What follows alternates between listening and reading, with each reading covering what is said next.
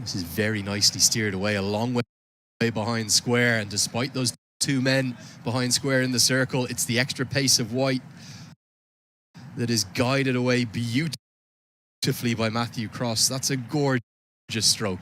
End of the 7th, 65 for 3. Yeah, Cross is one of those players that's looked in form all week. Only 14 off 14 yesterday. Got out an inopportune moment for himself. Probably wanted to cash in at the back end, but he's looked good all week, especially with the gloves in hand. And also 65 for 3. Yeah, obviously teams can obviously make a couple of changes in case injury, but sad news yesterday, that was reported of Daniel Dorham, commiserations to him, and obviously Fred Klaassen as well, missing out for the Netherlands due to injuries. Keep Zulfiker and Kyle Klein coming in, and I guess Ireland and Scotland still, there is a little bit of time. If there was to be a late change, it could happen. Well, I think there'll be a lot of surprise in Ireland about the absence of the man who's just in front of us, actually in our commentary position here, Fionn Hand.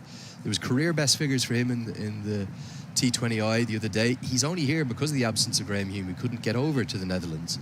But you'd have to read that as a strong indicator that Ireland are going to stick with their submitted squad, and then the Fionn Hand fans, of whom there are many, are going to be left disappointed.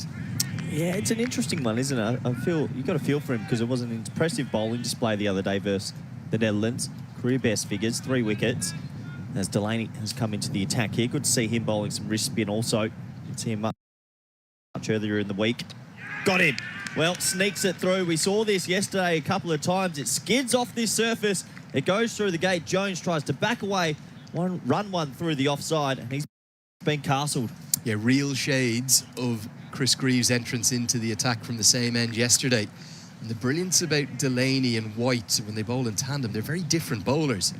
Completely different actions, different styles. They come out at different trajectories. Delaney and White, they're both not big turners of the ball, but they do like to bowl stump to stump. And Delaney, that's a big wicket. Jones, to add insult to injury, ends up on his backside. Not a shot that he'll want to see again. In Scotland, that's a big wicket. Have themselves in a little bit of trouble. They'll need something special now from Michael Leask. It's 65 for 4.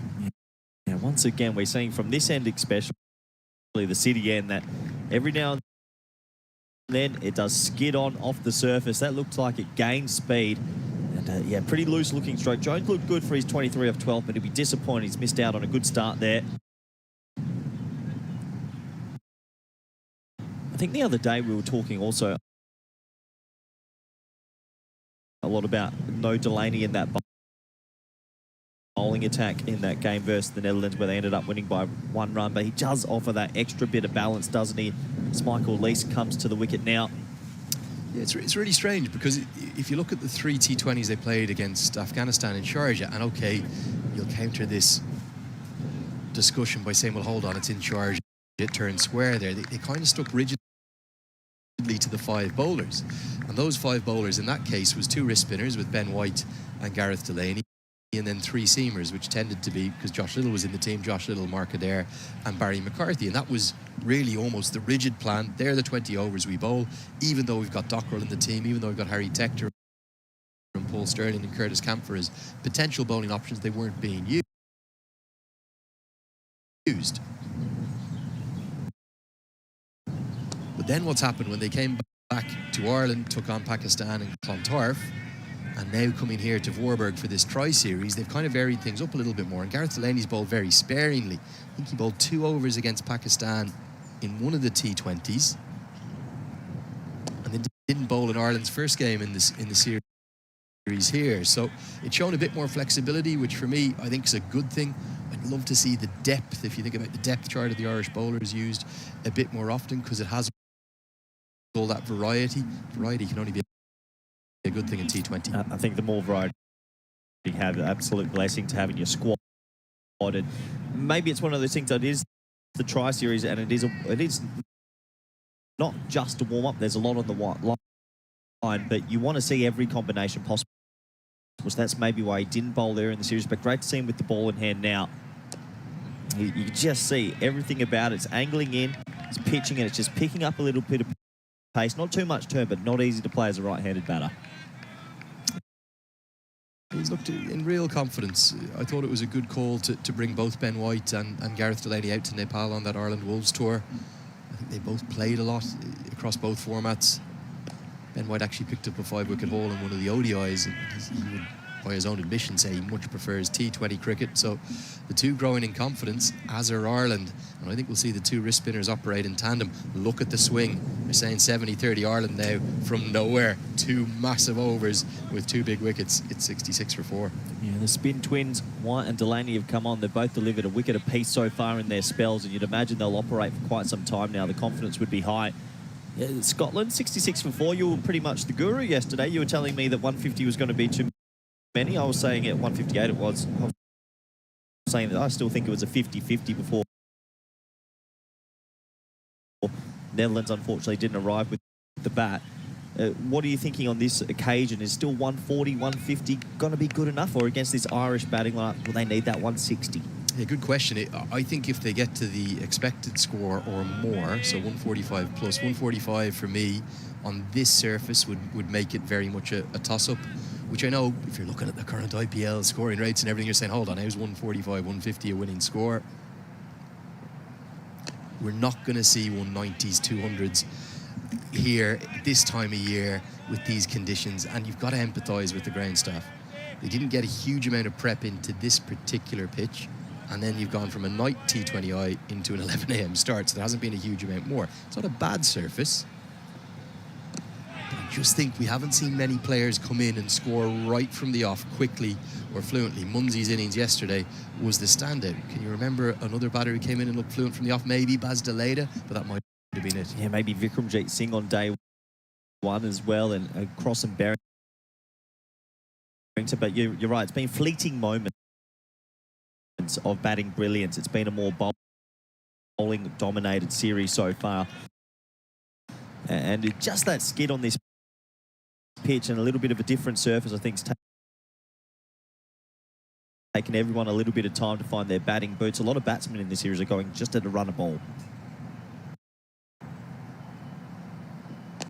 And even you look at this scorecard here today, okay, Scotland are going in and around 8 and over, but 12 of those runs came off one ball in a utterly ludicrous, a bonkers passage of play as Mark Adair delivered a double, triple bouncer that Jones scutched away for 4, then hit the free hit for 6 after a wide. So, yeah, I think 145, they'd want more, Scotland. Of course they would. But I think if they got 145, we could have a really close contest. Yeah, I do agree with you. Well, he's gone strong. Right, just trying to work up things. Love the Irish to get a little bit more aggressive, maybe bring mid-off up. Also have 5 in the ring, really try to get the squeeze on. You'd imagine White and Delaney will operate maybe through to 12 here. You get that occasionally with Ben White, you get a real drag down, but you'll often have protection. George Dockrell is warming up at long off. I wonder, is that a thought from Paul Stirling? Even though Delaney's bowled a brilliant over, can I get 1 or 2 of Dockrell in here as well? And that's that versatility you're talking about as well. The left arm off spinner potentially coming on from the City end next. We'll have to wait and see. Last ball of the 9th. I wonder if he might replace White here. I wonder if Delaney might keep going, and, well, Dockrell is sprinting in with the head of steam of a man who's going to maybe be given the ball. 9 have been bowled, 69 for 4. Will it be Dockrell or Delaney? Plenty of options for Paul Stirling. You've got a keen eye because it does look like Dockrell is jogging down to the City end and he will be given the ball. So Delaney just the 1 over, does his job, says thanks for coming, 1 for 1. Having a look at that scorecard, look, we know what Watt can do, gets a bit funky. Greaves still there as well. But you'd imagine this partnership between Cross and Leask is the key if Scotland are going to get up to something competitive. And this is what you've mentioned a lot about Paul Stirling. Thinks on his feet, very proactive captain. I mean, I imagine another 90% of captains around the world, if a bowler has 1 for 1, you go, no worries, you're bowling the next, but he goes with his instinct and goes to Dockrell. I think he's got the best cricket brain of maybe anyone I've spent a lot of time with and been lucky enough to spend a lot of time with. I think everyone in Irish cricket would tell you that. And it's no surprise, is it? He's played in almost every league in the world. One of his best friends off the pitch in the world is Owen Morgan. Middlesex teammates for pretty good resume. Over a decade. They do nothing but drink and talk cricket on and off the field. That's their friendship. So I guess the two have just really grown up together, and there's a similarity, isn't there, to the way that Paul carries himself. Kind of a very cool captain. We even saw the other day when Mark Adair's being taken apart 2 wide, 6-6 to bring it to the last ball when the game looked like it was over. Sterling never panicked. Went over to quiet, calm conversation.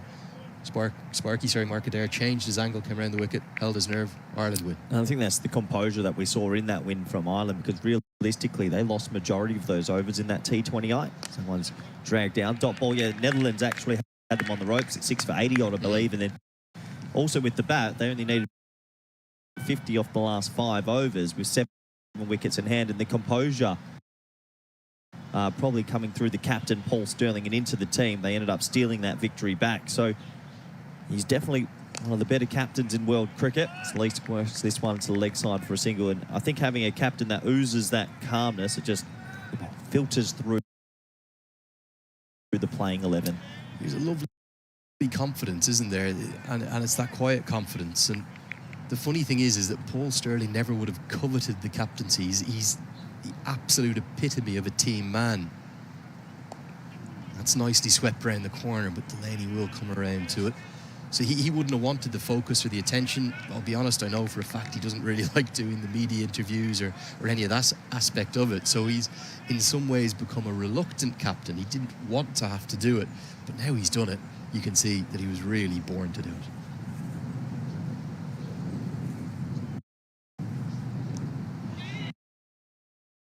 it. Little inside edge, and Craig Young does enough, just about gets us to the end of the 10th, gets us to the drinks break, gets us to Scotland, moving to 74 for 4. Welcome you up here to the commentary camera. Andrew Leonard here on what's a big day for Irish cricket and Scottish cricket alongside Corey Ruckers. Corey, great to have your company as well. I just want to ask you one thing about this Scottish side. How do you see them lining up with Brandon McMullen coming back into the squad and with Jack Jarvis coming back into the squad, given that Ollie Hares is having a little bit of a tough time of things? Yeah, it's a tough one, because I think they really want Ollie Hares, obviously, to enjoy that power play and play freely. But obviously, as you said, it's sort of bust or nothing at the moment. Oh, sorry, not bust, I think it's a lot. Boom or bust. Boom or bust, sorry, that's the analogy. And unfortunately, this week we haven't seen enough of the boom, but we know he's got the capabilities. Jack Jarvis is an interesting one. I got to see him firsthand in Portugal not long ago. He got the MVP for the Western Shield. He got it through. He hit the ball long. And I just think he offers another layer of balance. I wouldn't be surprised if he gets into the 11. And obviously, could maybe make a change at that top, and Ollie Hares would miss out. It's very fine margins, but this is what the Tri-Series is great for. We've seen the coaching staff go into America and the Windies with more knowledge, and more knowledge is power. They won't want to move Matthew Cross, because Cross has looked really good at fives. He's one of the people who spent a bit more time up at the top of the order. Do they go really rogue and go with McMullen as an opener rather than a number 3, or would it have to be Michael Jones if Hares misses out? Oh, look, they've got the options, don't they?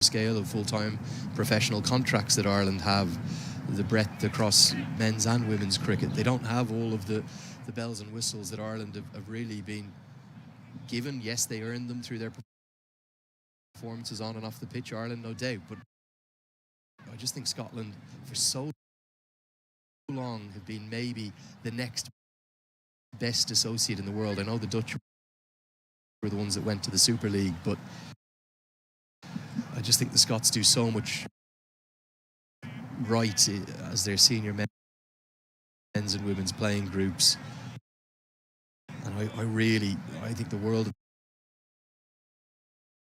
them as a setup. I think they punch massively above their weight, and they're putting it right up to Ireland again as Ben White gets whipped out of the attack. Barry McCarthy back in again, and I think this is a good move from Sterling, because he's seen McCarthy's been a bit expensive today. Probably doesn't want to bowl him 17 and 19 or 18 and 20, so we'll just bowl one here in the middle. Yeah, it was the other day, wasn't it, when McCarthy actually bowled an amazing 15th over. I think Buster Later was on strike, Scott Edwards was stuck at the non-strikers end, and it only went for 3 off the over, and then all of a sudden it got to 10 and over for the Netherlands, and his figures might not have looked pretty on the day, but that one over sort of swung the game a little bit and created a couple of wickets from the other end. This is very nicely steered away, so a long come way in behind square, and despite those two men behind square in the circle, it's the extra pace of White. The other factor that is guided away beautifully partnership by Matthew Cross. That's a gorgeous stroke. End of the 7th, 65 for 3. Cross is one of those players. But then you look at, it's looked in form all week. Only 14 or 14 yesterday. Got out an inopportune moment for himself. Probably wanted to have a wheelhouse at cash it at the back end. 7, 8. He's looked good all week, especially with the gloves in hand. They'll be important. Also, too. Scotland could double their total from here. Get 150. Yeah, obviously, be a winning score. Teams can obviously make a couple of changes in case injury. But sad news yesterday, that was reported. Someone's going to have to put their hand up. Probably miseration. Be there at the end. To him, and obviously Fred Klaassen as well, missing out for the Netherlands due to injuries. Keep Zulfikar and Kyle Klein coming in, and I guess Ireland and Scotland still, there is a little bit of time if there was to be a late change. I don't think that was a particularly easy batting. I think there'll be a lot of surprise in Ireland about the absence of the man who's just assistant coach Glenn Pocknell. Actually, in our commentary position, were chatting together, said there was clear best figures for him in the on that wicket T20I the other day. He's only here because of the absence of Graham Hume. He couldn't get over to listen to Glenn Pocknell, but you'd have to read that as a strong indicator. Hold on, guys, but Ireland are going to stick with their submitted squad. Don't need the Fionn Hand fans, of whom there are many, are going to be left disappointed. Yeah, it's an interesting one, isn't it? I feel you got to feel for him, because it was an impressive bowling display the other day versus the Netherlands. Career best figures, 3 wickets. As Delaney has come into the attack here, good to see him bowling some wrist spin also. Good to see him much earlier in the week. Got him. Well, sneaks it through. We saw this yesterday a couple of times. It skids off this surface. It goes through the gate. Jones tries to back away, run one through the offside, and he's been castled. Yeah, real shades of Chris Greaves' entrance into the attack from the same end yesterday. And the brilliance about Delaney and White when they bowl in tandem, they're very different bowlers. Completely different actions, different styles. They come out at different trajectories. Delaney and White, they're both not big turners of the ball. They do like to bowl stump to stump. And Delaney, that's a big wicket.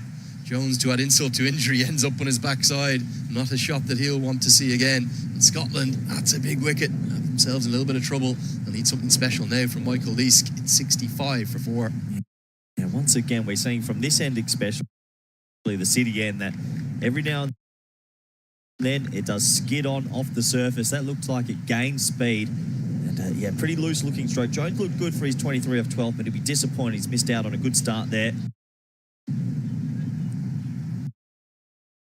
I think the other day we were talking also a lot about no Delaney in that bowling attack in that game versus the Netherlands, where they ended up winning by 1 run. But he does offer that extra bit of balance, doesn't he? Michael Leask comes to the wicket now. Yeah, it's really strange, because if you look at the 3 T20s they played against Afghanistan in Sharjah, and okay, you'll counter this discussion by saying, well, hold on, it's in Sharjah, it turned square there. They kind of stuck rigid to the 5 bowlers. And those 5 bowlers in that case was 2 wrist spinners with Ben White and Gareth Delaney, and then 3 seamers, which tended to be, because Josh Little was in the team, Josh Little, Mark Adair and Barry McCarthy. And that was really almost the rigid plan. They're the 20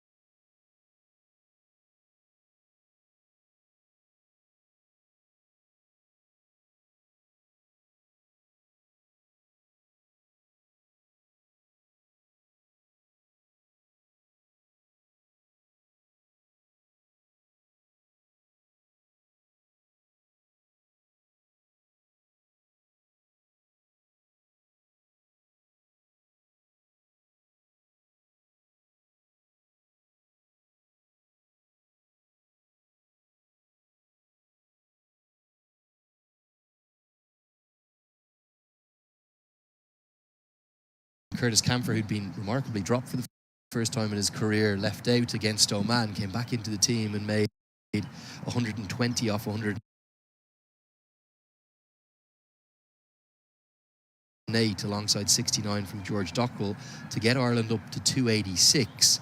And then in the chase, Scotland were nowhere. They were 122 for 6 and 152 for 7, needing 289 to win. And Michael Lease came in and hit 91 off 61 balls, and they got there off the very final delivery of the entire match. A game for the ages, and that's a question I asked Paul Sturley at the toss. I said, Scotland have got the wood over you a little bit in recent times. He said, I'm not one for looking in the past. I couldn't even tell you what game you're referring to. Yeah, fair enough, but that goes back to that resilience that you believe this Scottish team really do have. White to continue. Funny, isn't it, how one little moment of play, in this instance just one ball, again swings the game quite significantly, particularly from early in the over. Ireland just thinking, okay, we're starting to rain them back good over from Delaney, then under the pump as Lease goes down the ground for 6. Yeah, 99 for 4. Really important part of this game right now. If these two keep going at this rate and then have that big platform to launch from for the last 4, I think you're right, Scotland will be in a pretty good position at the halfway stage. Oh, brilliant. Absolutely brilliant from Andy Balbirnie. Excuse me, Gareth Delaney. I was missided there for a moment. Delaney, who's ground field, the reason I didn't think he'd be there, he's almost always sweeping on the rope either side, but in at point, gets one hand out. I think he's saved 4 here. Outstanding. Brilliant bit of feeling, wasn't it? He definitely saved 4 in the ring this time at point. I know they took that sort of different approach the previous over, bringing McCarthy on, but I feel like White's a rhythm bowler. Would have been tempted for him to bowl 3 on the trot as that one's dragged out, and it's going to be hit away for 4. So a really nice partnership blossoming. Crossy's looking good, Lenny. That is the 100 coming up.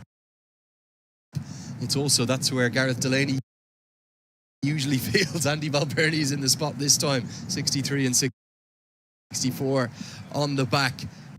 Good shot, not the greatest delivery. The googly attempted, dragged down. Yep. Cross's footwork was good. So do you sort of think there he was bowling well, they took him off for 1. McCarthy bowls the one, I know the reasoning, but it just feels for me, White, a leg spinner, a few wrong-ins. It's a rhythm thing. It's a really difficult art to bowl, and taking him off for 1 just has lost a little bit of rhythm this over.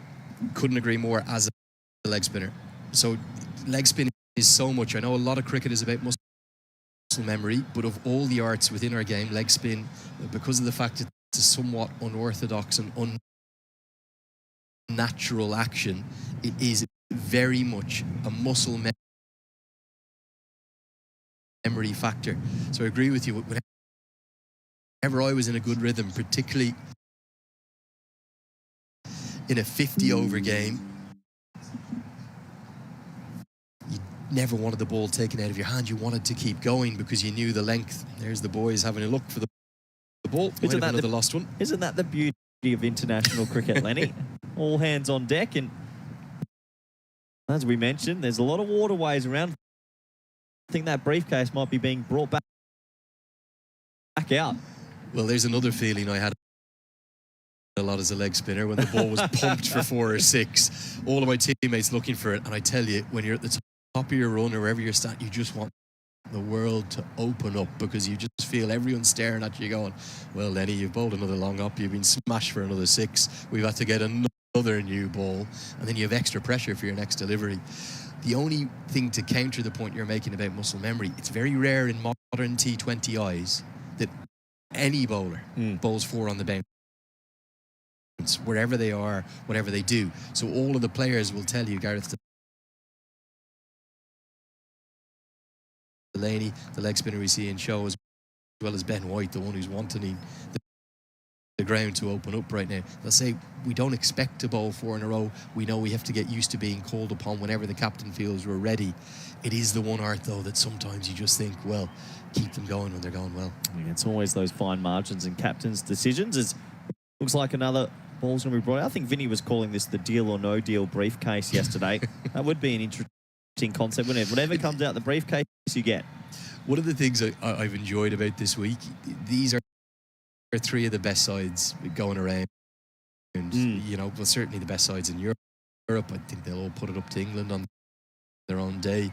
I think we'll see at least one of them get to the Super 8 come the T20 World Cup. We're watching right now, as of today, 3 of the top 13 sides in the world on the rankings. That's literally where they're ranked. That's how good they are. They're superb cricketing sides. But then the thing I've kind of enjoyed about this week, obviously,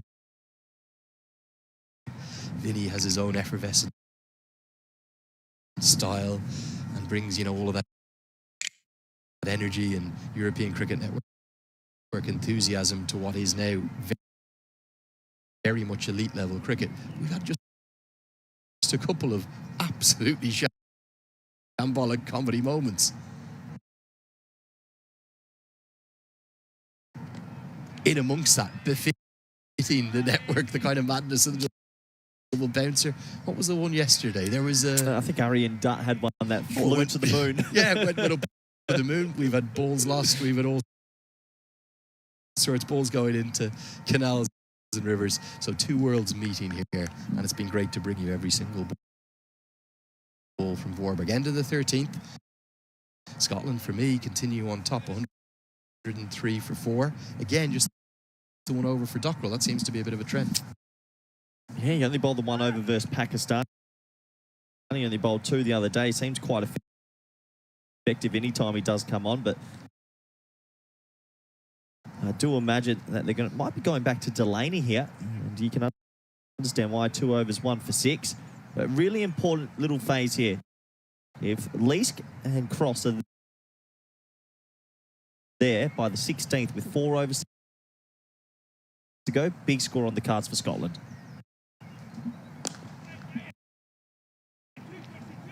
Two Crossy is the immediate shout. I'm not sure whether he's going to need to get a second. He'll get at least 3.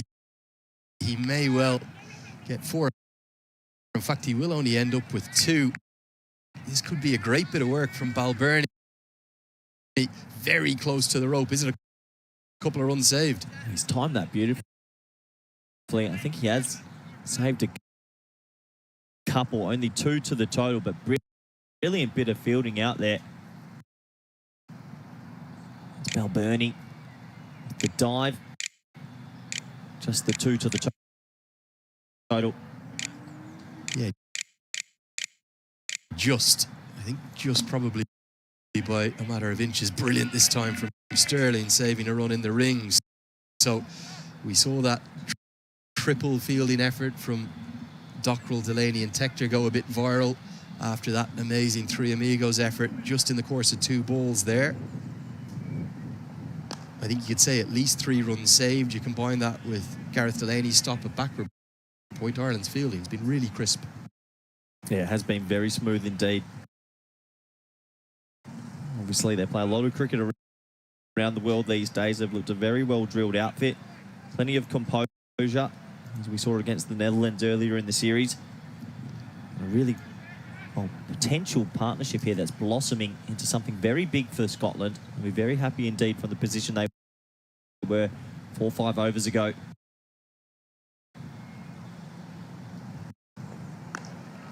Chipped at a very catchable height to Barry McCarthy in mid-wicket. And he didn't end up, for me, getting a great read on that.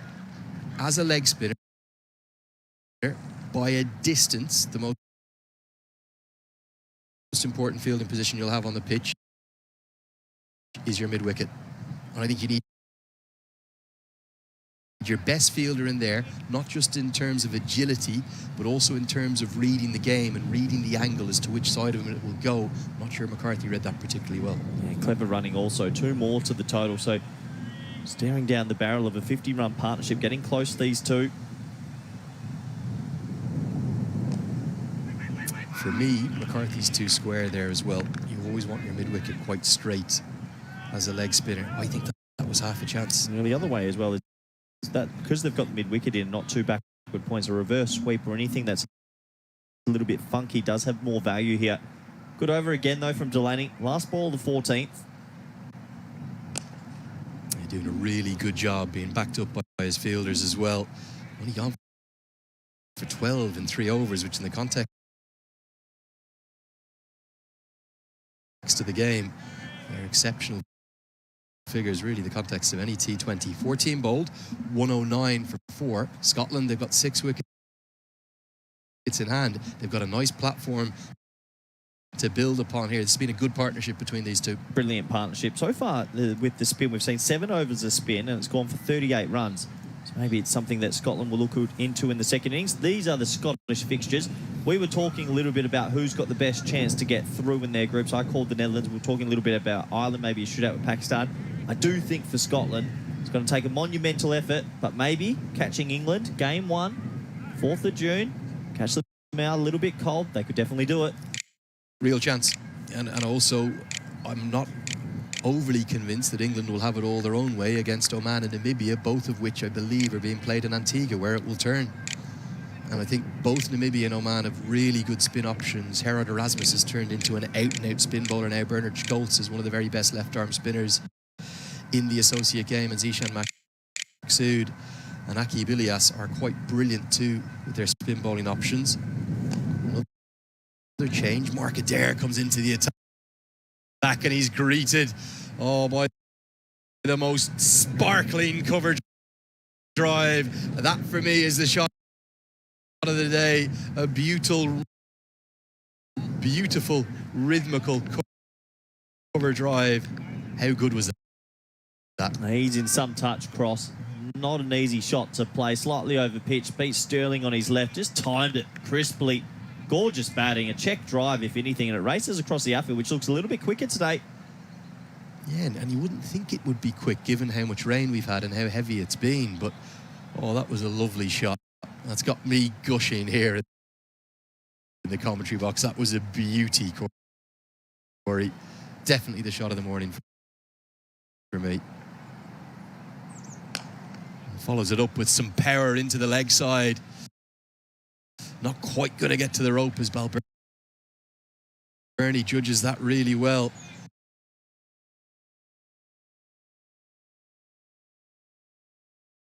I think Scotland have a really good platform here now. They might be thinking north of that 160. Well, very interesting just looking at the stats. I just touched on it. 7 overs of spin, Lenny, and they've only gone for 39 runs. So the medium pace and the fast bowling's gone around the ground a little bit today. The partnership's now at 49. Leask is playing one of those innings. He's come out, he's timed it from ball 1. We haven't seen it too much this week, but he's really looked good, and good sort of Robin to his Batman cross has looked very good also.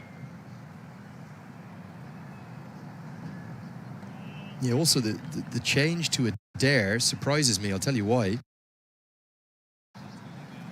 He predominantly bowls 2 of the death overs for Ireland in almost every T20I I can ever remember.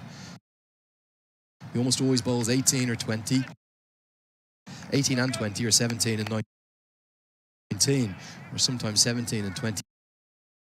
Having a change of ends. This is his third.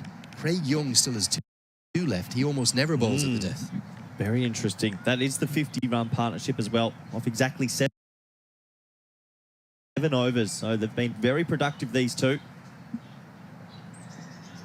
And I think they've played very sensibly. Adair not happy with the arms being extended for a second consecutive delivery, but it's outside the guideline. I think that's a good decision. I just think they've really gauged things nicely. They put away the occasional bad ball, taking some very calculated risks here and there, like the 6 down the ground off Ben White. But they've really played wonderfully. Yeah, it's a dream situation right now for Scotland. We're talking if these two could be there by the 15th, 16th, which it looks likely at the moment. They have a brilliant platform to take this score maybe up to 160, 170. Again, it could be proven wrong in the second innings. I think if Scotland get 170, I think they win. I don't think I can't see Ireland chasing that down, bar something very special from Paul Sterling. You can't count Ireland out just yet. I mean, they've got plenty of other batters in that lineup, Lenny, who, well, on their day can win an international. They bat all the way down to number 8. Big key for me, actually, might be how they play Bradley Curry in the power play. I thought he bowled sensationally. Yes, I think Engelbrecht probably copped the greatest 2 first balls you can ever imagine versus him, with cross up to the stump. So how they play the left armour might be key in this game. Man out at cow corner, not going to carry to him as Matthew Cross doesn't quite get the timing he'd like. No one's ever made more than the 167 for 8 that the Netherlands made earlier in this series, and that never really looked overly like getting hunted down. They very much have a platform here, don't they, the Scots, to get past that 167. Yeah, they have a brilliant platform. This partnership in the 50s now. They've got 32 balls of fun to come. Oh, now, is that going to be a no ball? Must have been close. I don't think it's been signalled. Really close, this. It's going to be hit away for 2. The umpire's just taking half a glance at each other now. They think it was okay. Well, that's a no ball for me. That's a no ball for me. So just 2 to the total. I think he's got away with that one. That easily could have been a free hit. Really interesting, neither of the batters seem to protest about it. Well, they just got on with the running, but if I'm a batsman there, I think I'm doing the little helicopter sign and asking for a free hit. Anyway, it will be the last ball of the 15th. Bowls him, and what a swing. It could have been a no ball and a free hit. Instead, it's not given, and Adair gets past Leask to get yet another T20I wicket. Massive moment in the game. The final ball of the 15th. Scotland lose their 5th. Interesting, isn't it? Easily could have been called a no ball the ball before. It wasn't given. Adair goes full straight. Leask plays across it for the first time in his innings and cannons into those stumps. An impressive innings from Leask, but I think he'll be a little bit disappointed he doesn't get to enjoy the last 5 overs. 34 off 26 for him, striking out 132 sixes and a 4. Brilliant little sort of cameo innings in the middle stanza of this first innings. However, he has to go. Maybe, just maybe, that changes the score of 170, 175 back down to 160. Yeah, maybe even less if Ireland can finish really strongly. Oh, that feels like a massive moment in the contest, doesn't it? It's not just the fact that it was the wicket, it was the fact that it's Michael Leask who was striking at 130 with 34 off 26, and we all know has that power and that great record against Ireland. You just wonder if they'd kicked up a bit of a fuss they maybe have swung the umpires' minds. There wasn't even a single word from them. It looked like a clear no ball to us on the replay. Yeah, what do we know? It looked like a no ball to us, but no one on the field. None of the batters seemed to make any fuss at all. These small at this level, you want every small margin to go your way. So a huge little swing in this game. Greaves has come out there. Crosses on strike. Looks like they're going to stick with Delaney, who's probably been the pick of the bowlers so far. 3 overs. 1 for 12. Yeah, big over this one now, isn't it? Delaney can keep things tight. Ireland have some momentum. Cross is just batting with real responsibility. I think he's going to continue to be happy to knock it around. A lot of the fate of this total now will be dictated by both Greaves and Watt and how quickly they can have a little impact. Nice cameo yesterday from Watt, I felt. Yeah, it was a brilliant cameo. Left-handed batter coming right down the order. Greaves has a role to play also. The crosses looked good all week. 49 on the first day. And only 14 off 14 yesterday, but even the shot he got out to, he timed beautifully over cover. He's looked real good all week. Very handy for Scotland before they go off to the Americas and the Windies.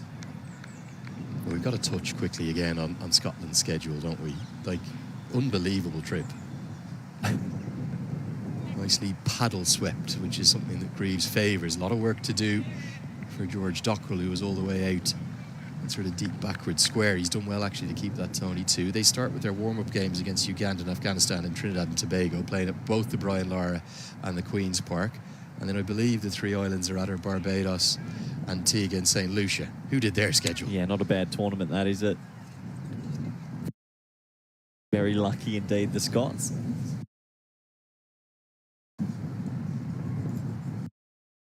Clever batting there from Greaves. 45 was put to mid-wicket, and they'll move him back.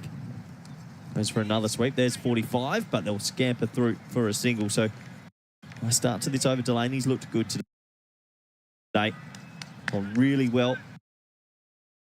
I'd love to pick up Cross here. Feels like we've got a good game brewing on our hands here, Lenny. I still think Ireland right in this.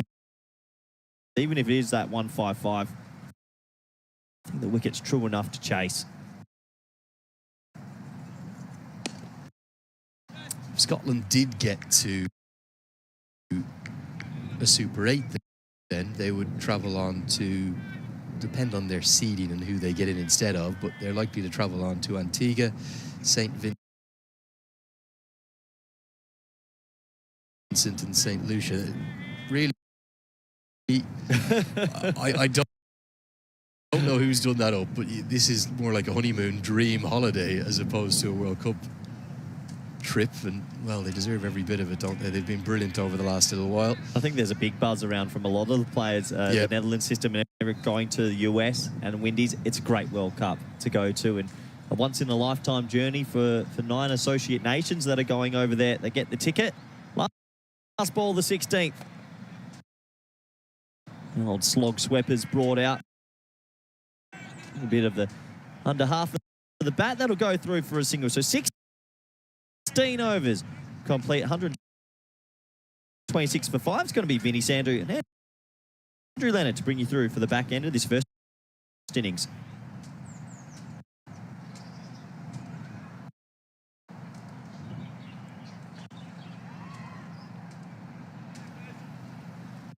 Here's the bowling card.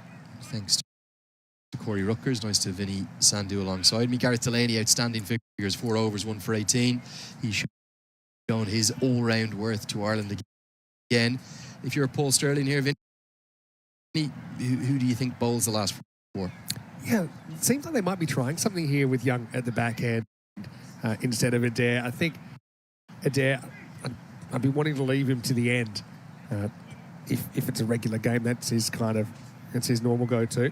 Just a quick word about Ryan Eagleson there. He's the very experienced former Irish international, now the Irish team bowling coach. He's done a really impressive job. He's a very popular guy around the squad as well, particularly with somebody like a Fionn Hand coming through the Wolves setup, the way in which he's mentored him and just helped him along with all that experience and respect that he commands. It's going to be McCarthy to bowl the 17th instead.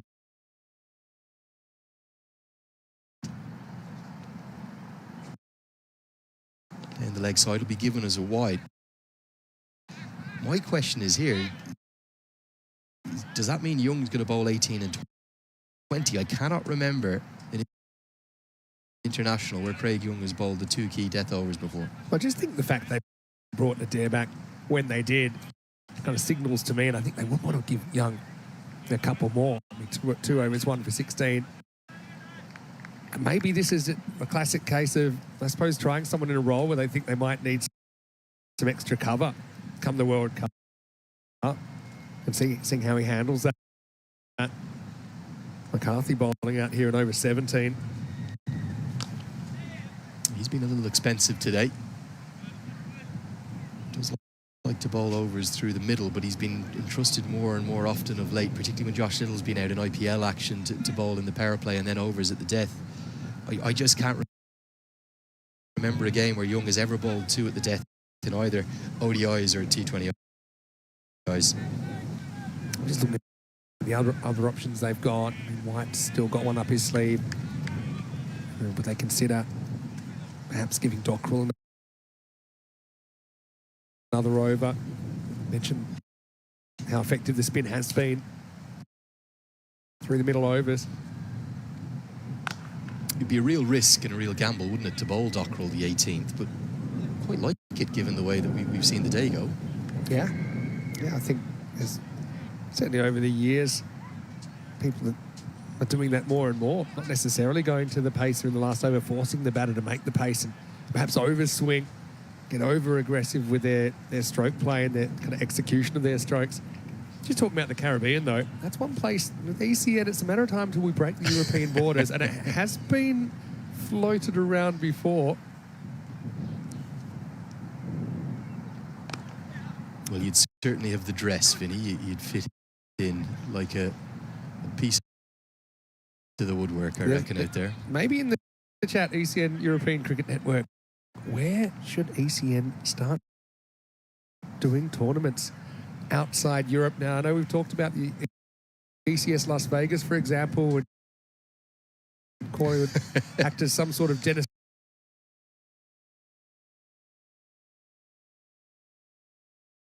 Rodman kind of figure. I'll have to go find him. Well, if you think of that great trilogy of movies, The Hangover, they went Vegas, Thailand, Vegas, didn't they? But there was a big and very strong rumour that went around that The Hangover 4 was going to be filmed in a certain city. You're going to see if you can guess it, Vinny. This is pinged off the bat, but straight to the man, Dockrell, who does well to keep it to a single. Well, would it be a city in the country we're in right now? No. Would it be a city in your home country? Correct, yeah. There was a big rumour. Would it be Dublin? Went around that The Hangover 4, I don't know if it was one of those kind of social media myths, but apparently that was where they were scouting. Obviously a very popular party city, much like Amsterdam. Definitely. So two great guesses. But what I'm trying to get at is, Vinny, you need to maybe bring the European Cricket Network to Dublin. That's something we'd love to do. Of course, we've had a fair bit of Irish representation over the last few years. Reeves run a ball 6 so far, faces up. It's the slower ball bouncer this time from McCarthy. I think this game is really nicely poised. I was kind of sitting on the side of the opposite to the supercomputer, thinking Scotland are ahead. Where do you think the game's at? Yeah, 160 for me is probably my kind of median score. I think it'll take some chasing, but I do think that Ireland, they've got some players with a bit of a point to prove, and I think the pitch will get a little bit better for batting, I think, in the second half, maybe slightly. But yeah, the computer still favouring Ireland quite heavily. Really good Yorker from McCarthy. Balbirnie shouts at his Pembroke teammate to leave it because he thought there was a run-out chance on. Can't affect the direct hit, but again, the ground fielding from Ireland has been so good. So it gets us to the end of the 17th, 133 for 5. Really good effort from Balbirnie. Yeah, and he was right to call leave it because I think it bounces over rather than around. So it might give us a chance just quickly to welcome you into the commentary box. Vinny Sounder here, Mr. Maximo for ECN. Got Andrew Leonard with me. It's a lovely jumper you've got on today as well. I love it that you're getting in the kind of the colourful spirit of ECN. We're all about that. Well, I sadly have to thank my mother for this. Thank you, Severe. That was a little birthday gift. I'm not mentioning that B word again, but yeah.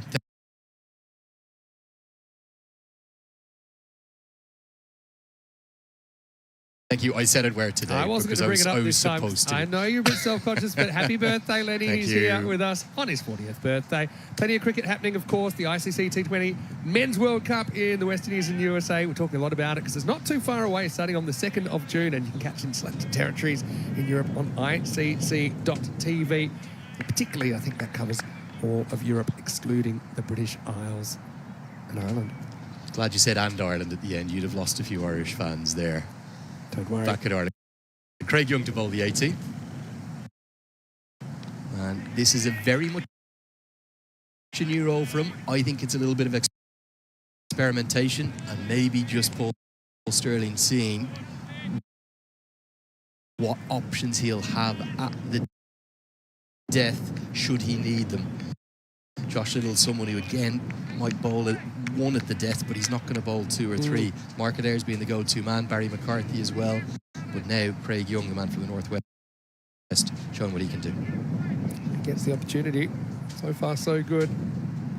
On to cross 29. Picks it up a long way. Craig Young with this slightly round arm action, just at the death. He can travel. And Cross has sent that travelling. Really good strike. Critical 6, that one. Yeah, and really, if you're going to bowl at the end, you don't really want to give vent to someone like Cross. Not really a Yorker, just kind of a slot ball. Really clever footwork by Cross to get across and kind of open up that leg side. 6 the total takes him into the 30s.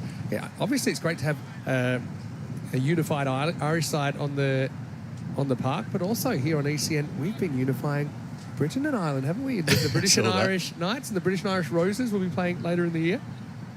Well, really interesting here. Ryan Eagleson's just had a very long chat with Mark Adair, who just came briefly into your camera shot on the right there. Just out of shot again, but Adair's running the whole way from long on, I think with a message from Ryan Eagleson. Well, it must be bouncing. To Craig Young. They've got the deep fine leg back, deep backward square leg. Let's see if this is short. It's fake. Given. He's gone fuller. Maybe the little double bluff has worked. And just after picking up the 6, it's another case of 6 and out. Young at the death. His experiment. Well, maybe Sterling will think it's worked. Big breakthrough. Yeah, I think you're exactly right. I think it is the double bluff. You look at the field, you'd say for sure this is going to be a bouncer or certainly something that's quite short. And I think partly for that reason, Cross gets a long way across, takes an early step, and really, yeah, it's dead as a dog's dinner, really. And it's Cross. I think he knew his fate straight away. So I think a bit of out thinking and out bowling there from the Irish as Cross has to go. He's out for 35 and the score 139 for 6. He's very nearly walked for that, isn't he? Which you will never see for an LBW. It was a cursory half glance back to the umpire. He knew he was gone. That's as easy an LBW decision as you ever see. Well, we can only speculate in the conversation. Yeah, but it might have been, look, put the field back there, but don't actually bowl it too short. Make sure it's kind of bail high or below. And you know you're going to get Cross playing across the line, kind of setting up for that short ball. And here comes Watt, good late innings hitter. Lefty comes out at number 8. Yeah, Rizwan Akram, the standing umpire, will have very much enjoyed that decision. It's one of those ones you just don't even need to think twice about. Get the finger up, send the batter on their way. A very good one. Now, Watt's record at the death is a very good one for Scotland. He's handy, he's innovative. Nice cameo yesterday. They would love something similar today from Mark Watt. If they could get up north of that 160, 15 balls left. They need 20 runs to get there. I think they'll take it. I think that's what they'd like. I think it could well be a winning score, Vinny Sandhu. Yeah. Don't disagree there. Yeah, just getting a few numbers. Big thanks to Ian Callender, the full-time cricket journalist from Northern Ireland, who's followed the team all around the world. He's not here, although I know plenty of the Irish press corps are. Ian Johnston and Barry Chambers from the Cricket Europe team, both here. He's telling me that he can't find a record of Craig Young ever bowling 2 at the death in his T20I career. He has seen him bowl the 19th against Bangladesh, the 18th against New Zealand, once, and then took a couple of wickets against India in the 19th at Malahide. 2 at the death because of this little slingy action is a big ask for Craig Young. How will he go on the 20th will be my question. It slides off the pad for a couple of leg byes. Yeah, I think the thing here is also it's a definite strategy to do it today, I think, versus perhaps in the past it's been more a case situationally he's been left to the end, but this does seem quite deliberate. I think you've got some of these kind of slowish, kind of lowish pitches in that part of the world, in Central America. That kind of arm action might be tough, particularly when batters are trying to get under the ball late in the innings, which is typically what they're trying to do. Last ball of the 18th coming up now. Well, surely you have to be re-bowled. Yeah, there's almost kind of a little, what I would probably describe as a head-to-head battle for maybe the 11th and final spot in the Irish starting 11 come that T20 World Cup. I cannot see for the life of me any of that top 8 changing. So when it comes to the World Cup, it'll be Paul Sterling opening the batting with Andy Balbirnie.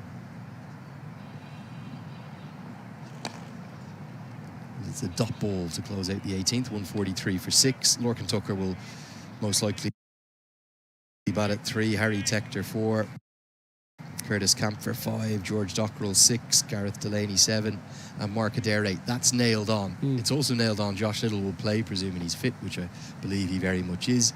He may well bat at 10 or 11. I think Ben White will play, so that'll be 10 or 11 as well. The only spot for me that's maybe up for some kind of discussion in terms of Ireland's first game against India in New York is, will it be Barry McCarthy or will it be Craig Young? So I can only speculate the reason they're bowling Craig Young the 18th and 20th here today is just to assess their options. They know what McCarthy can do at the death. He's done it quite a lot. Maybe just see if they do favour Young over McCarthy, do they end up going with him on that big game day against India? Yeah, I think it's smart as well. Trying to find a mix, I think, during this series of what you think's your best lineup and having that stability, but you also that flexibility. I think it is the time to try things out. Of course, they'll have the warm-up games ahead of those official World Cup group games, which start in June. I can't think of a more stable side of the 20 that'll go to the World Cup. Mark Adair gets another. He so often takes wickets for Ireland with the new ball, and then again at the death. What looking to innovate, help it round the corner. Ireland battling back here towards the tail of this first innings. Yeah, well, Watt dancing around like a cat in a hot tin roof. Bit of fake footwork here. Goes one way, goes the other. Leaves the stumps exposed. I think especially to a guy that's not batting in the top 6. Going straight at the 3 sticks is probably the way to do it. And Adair breaks through for his 3rd wicket in the innings. And in the 19th over, Scotland are 143 for 7. Yeah, I'd literally bet my life on 10 of the 11 players walking out on that field against Ireland, against India, for Ireland in New York on, I think it's June 5th, isn't it? But that 11th spot may be up for debate, particularly if Craig Young is a good end to the series both today and tomorrow. Great record for Ireland's Mark Adair. He became the joint fastest seamer to 100 T20I wickets, the only bowlers, in fact, in the world that are quicker than him. The two spinners, the phenomenons in Rashid Khan and Wanindu Hasaranga from Sri Lanka. But if you look at his record now, he is soaring up the charts. It's only Tim Southee, Shakib Al Hassan, Rashid Khan and Ish Sodhi that have taken more T20I wickets than this man. How's he not getting more gigs on the franchise circuit? Yeah, that's a good point. He certainly impresses me every time I've seen him. He's still got 5 balls to go. Bowls at Chris Soul here. That's probably more of a length you'd expect from a seasoned death bowler like Adair. He's giving new batter Soul nothing to play with. They're quite happy with just singles from here on in. Chase something in the 150s. If you look at it, he's got 117 T20I wickets, an economy rate under 8. That's for someone who bowls with the new ball and the ball at the death. He's more than handy with the bats. In fact, he hits probably as big a ball as anyone in this Irish side. He's a gun fielder. He almost never drops a catch. They always put him into the key locations at long on. I'm staggered he's not getting picked up in more leagues around the world, to be honest. The World Cup's a great platform for him, I suppose, to maybe be seen by small eyeballs that won't have seen too much from Mark Adair. Well, the full toss is skewed away off an outside edge. Will be a couple. There's been very much a trend in this series, hasn't there, Vinny? Nobody has come in and scored really quickly right from the off. So these rolls at 6, 7 and 8, they're not easy. Yeah, in theory, you're expecting a certain amount of production out of these last few overs, but just physically it hasn't happened, has it? Not too often at all. Probably a couple of exceptions in there. Pringle the other night for the Netherlands. Probably Adair himself actually batted very well in the lower order. Yeah, Mark Adair was probably the one big exception, wasn't he? He scored so quickly. But nobody has just been able to gauge the pace of the wicket. Great skills from Adair, another cutter, another slower ball, kick of the turf and frustration from Greaves. He's just a very clever operator, Adair. I mean, you saw how he got Ollie Hares, who bombed him, but their next ball, slight change of pace and kind of got in the batter's head a little bit, thinking that Hares would be able to resist going downtown again. And just quickly, some of their feedback from the viewers, places they'd like to see ECN cricket. It's quite a list. I'll give you some suggestions in a moment. Short ball, and it's sconned him, I believe. Let's hope that Chris Greaves is okay. We may well have a concussion check. I think this has planted him right on the helmet. Yeah, I think it's a badger. And yeah, he's just flashing the thumbs up, but I think these days protocol is just to have something a bit more formal. Greaves, luckily he's wearing the headgear, and that's something I know it's been kind of mandated now in ICC cricket to all kind of pace bowlers. In ECN cricket, actually, we have it to all bowlers and don't distinguish now. And the helmets, they save lives and they save careers in a lot of cases as well. Very glad Chris Greaves has his helmet on. It was hopefully one at the part of the head that won't be too bad. They'll do the mandatory concussion check. We'll have a break and play. It'll give us a chance, Vinny, for us to hear that list of countries where people would love to. I hope there's some Irish cities in there. I hope Dublin's been popular. Well, let me just start with Ben's list, which has a bit of an Asian flavour too. He says, we'd love to see ECN cover cricket in Japan, South Korea, China, Hong Kong, Indonesia, etc. I would also go as far as to say I'd love to do... we've had the Thai women's team on the network before, here in the Netherlands, actually. So Thailand's a place I'd like to go. And Jim B has gone slightly different, kind of eclectic mix of places like the Caribbean, the Cape Verde Islands, the Seychelles, and Scunthorpe. Scunthorpe? Yeah.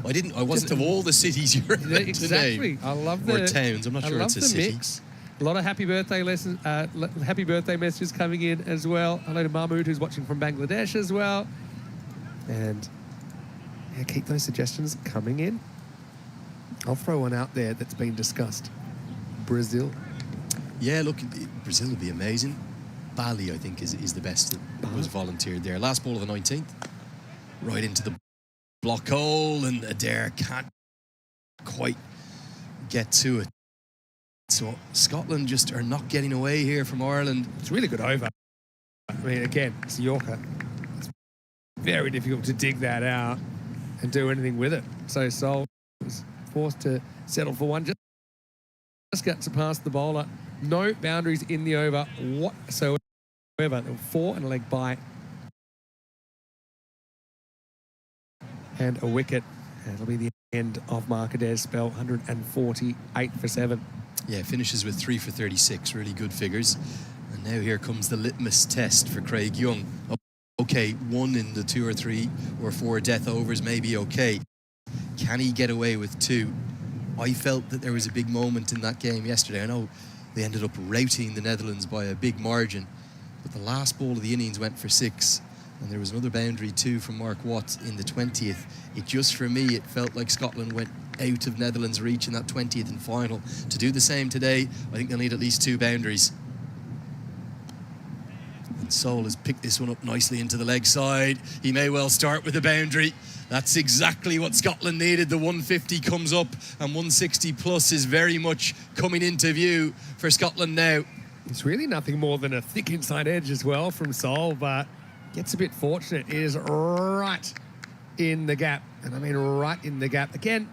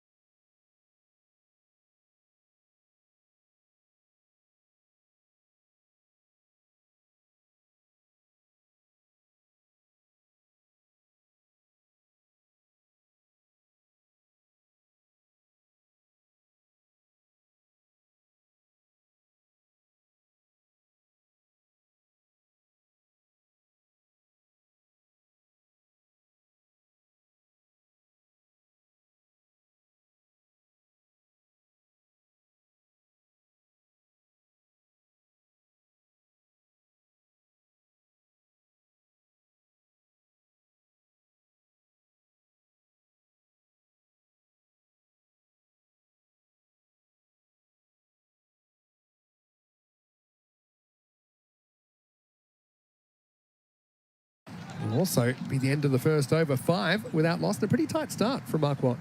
But this is massive. So if Scotland can win today, they'll go past Zimbabwe on points with the up-to-date rankings when they do get updated at the end of the series. And then, by my reading of it, to stay above Zimbabwe, they'll need to beat the two sides beneath them in Group B. They just need to beat Namibia and Oman out there in the Caribbean. Anything over England and Australia would be a bonus, both in terms of advancing to the Super 8 and maybe getting that automatic qualification for 2026. And I think everyone involved in European cricket, which will be every single viewer watching on here, is wanting to see as many European sides as possible in these world events. Of course. I mean, we haven't talked too much about Group C because it doesn't contain one of these 3 sides, but I think it's a very interesting group. You kind of got the battle of the South Pacific neighbours a bit with New Zealand and Papua New Guinea. I think that's a very interesting one. You've got Uganda in there playing their first World Cup, of course. Afghanistan, emerging nation. West Indies, who still are a full member, but certainly nothing like the West Indies of a generation ago. So I think that's a pretty interesting group as well. Sol bowling the second over, gets his first one past the bat of Balbirnie. I think the West Indies and Afghanistan, and to a certain extent New Zealand, although New Zealand are so consistent in terms of getting to the latter stages, but particularly West Indies and Afghanistan, they could almost be potential finalists or quite easily knocked out in the group stage as well, if that makes sense. And those pitches in the Caribbean, that group, remember, is entirely played in the Caribbean. They'll favour, for me, Afghanistan. Their spin options, could see 12 overs of spin almost every match for them. Lovely flowing cover drive. The ball's really pinged off the bat with the extra pace of Sol, and despite that half stop from Barrington, it's going to get to the rope. Lovely start from Andy Balbirnie. 2 boundaries through the offside. Yeah, it's a beautiful looking shot, isn't it? Just leans on this really. Just Balbirnie, and you're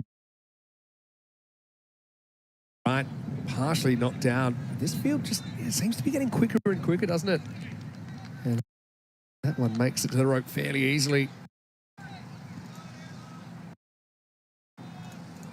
Power plays really big here for Ireland to hunt down this total. You might think they're big favourites. That's what the supercomputer says. But I think they need a strong start. That one's nearly chipped back. Not dissimilar to the wicket he took yesterday. A caught and bowl. Balbirnie fortunate it went to the right of Chris Sol. I think the longer this innings goes, the more comfortable Ireland are chasing something in the 8 or 9 and over, especially if they have wickets in hand. But I'll go back to that point, Vinny. We haven't seen anyone score quickly, with the exception of that Mark Adair knock, which was a gem. Nobody's come in and scored really quickly right from the off. And yes, Ireland bat really deep. They'll argue all the way down and probably to number 10 today. Well, number 9 certainly. Sorry, Fionn Hand is out of the side, replaced by Craig Young today, who picked up those 3 wickets. Power play for me is massive in this game. Yeah, and it must be a tough one to decide how much you want to dial it up. We already saw Sterling going for a fairly expansive slog sweep in the first over. But it does come with risks. And for example, he didn't quite find the pace of the pitch the other day. He kind of ended up kind of tamely tapping the catch back. He's still the kind of sleeping giant, I think, no pun intended, to this Irish lineup. He can make any ground look small and any total look small.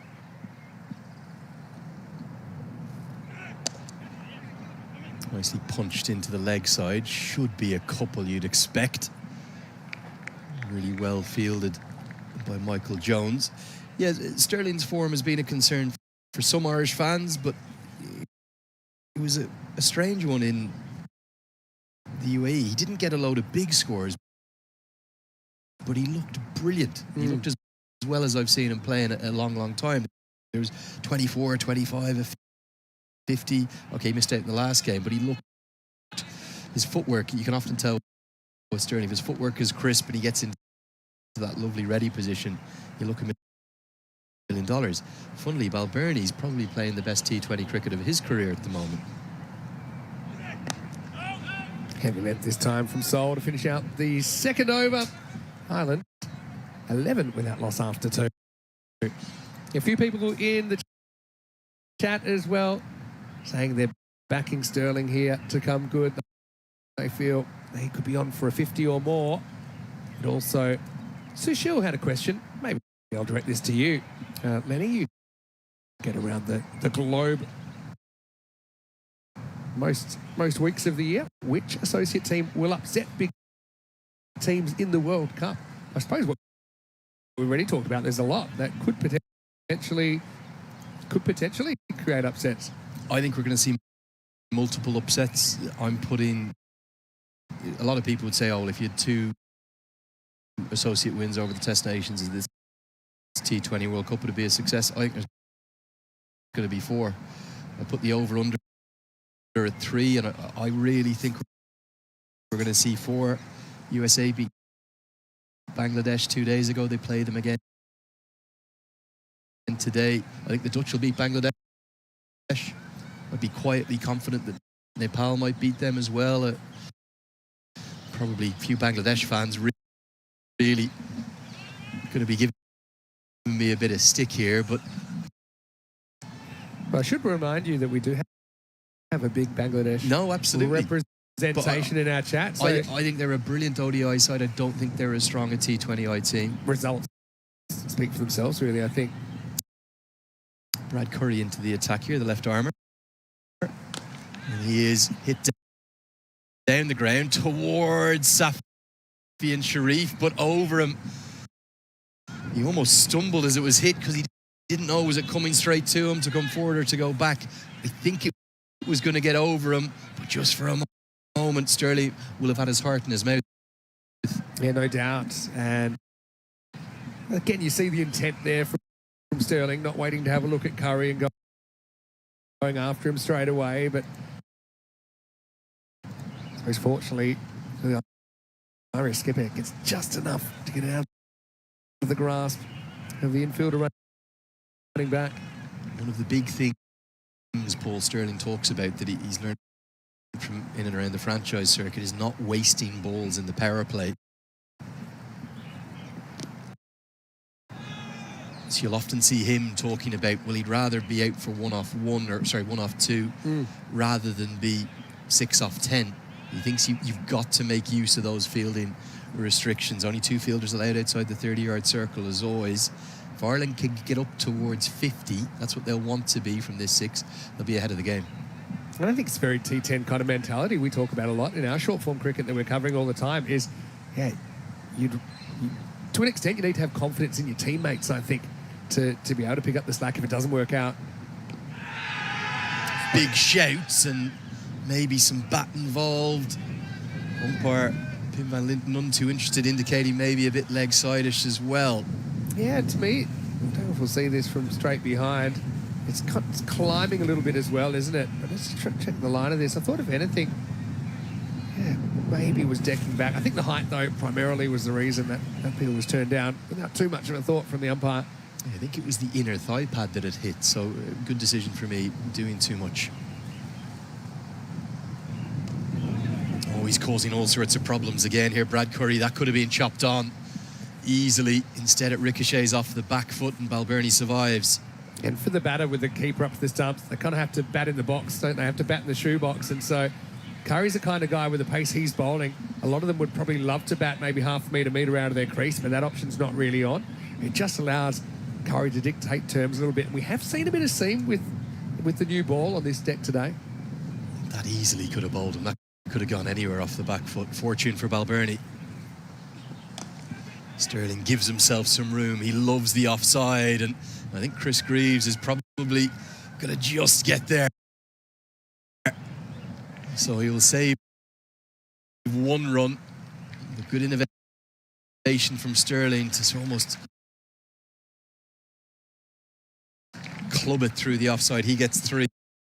He's pretty clever as well because he keeps on the ground. Probably knows he hasn't really found pace this pitch yet, Sterling. So he kind of opens up that offside, but also takes a slightly more conservative option by going along the carpet. Gets 3 and hands it back to Balbirnie. Last ball of the third coming up from Curry. 6 off this over so far.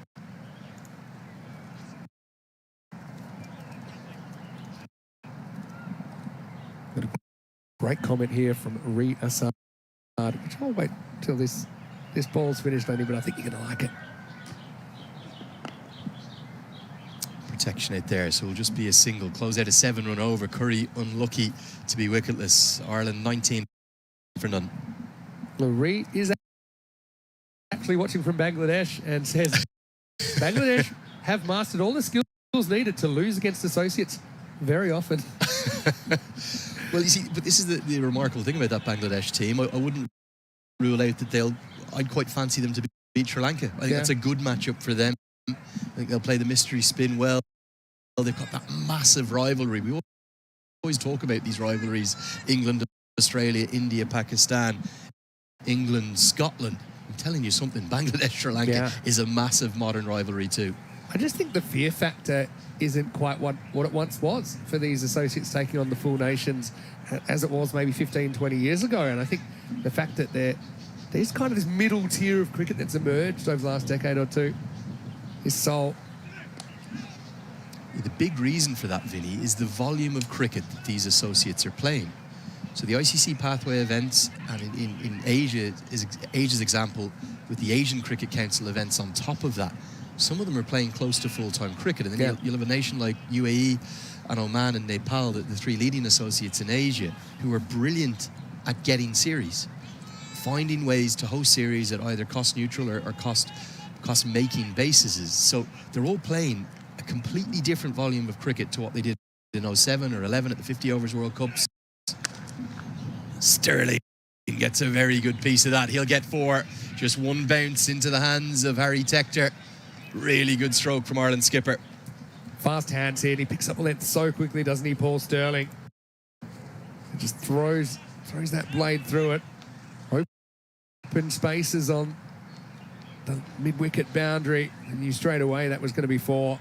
So you're right, not wasting any time here in the power play. Just going back to what you're saying, though, I think, of course, there is still a gap about how professional the game is at the top level compared to even the top associate level, and even a country like Ireland I'd probably put in there as well. But it certainly isn't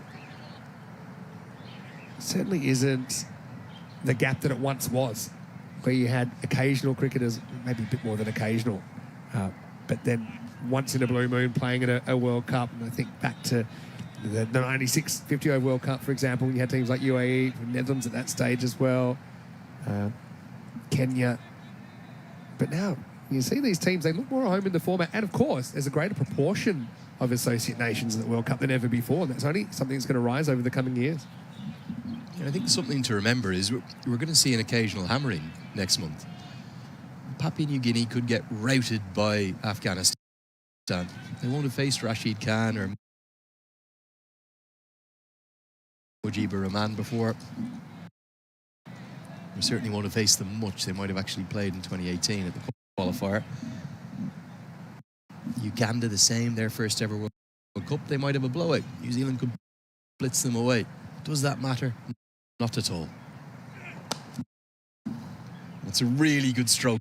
It shows a continued good vein of form from Andy Balbirnie. Nearly gone all the way for 6. Probably just one bounce across the rope for 4. Big over this one.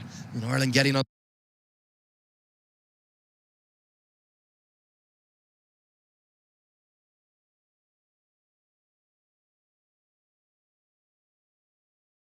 top in the power play. This is a sign for me as well. This pitch might be quickening up a touch. He's hitting through the line here with a fair bit of confidence.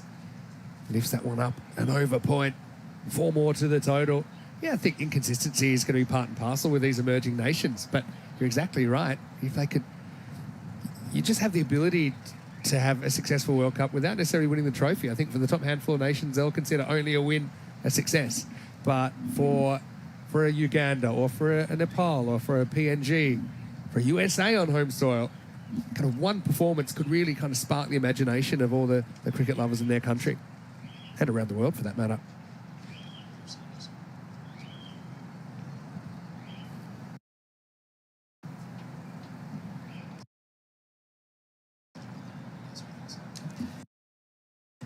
Yeah, and I think there's multiple sides that would be taking their first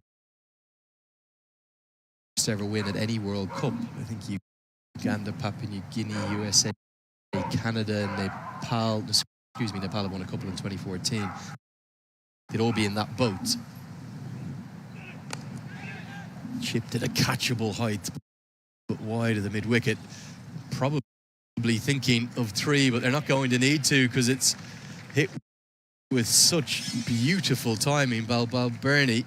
It's going to be 4 more back-to-back boundaries. So going around the park here. Yeah, it's just the over that Ireland were looking for after the first 3 were, I suppose, reasonably pedestrian. Had 5, 6 and 8. They're all fine, I suppose, but this one's 14. It'll break out over 3 boundaries off Seoul. Can't quite rein in Balbirnie at the moment. Yeah, and credit to Sterling and Balbirnie. They've clearly identified, not just today, but across all T20Is, that they have to score and cash in the power play. That's exactly what they're doing here. Ireland are very much now on top. Dot to get Seoul out of his over, but it's been an expensive one. Ireland will be very pleased with their position. They're 4-1 favourites according to the supercomputer now, over 80%, 33 for none.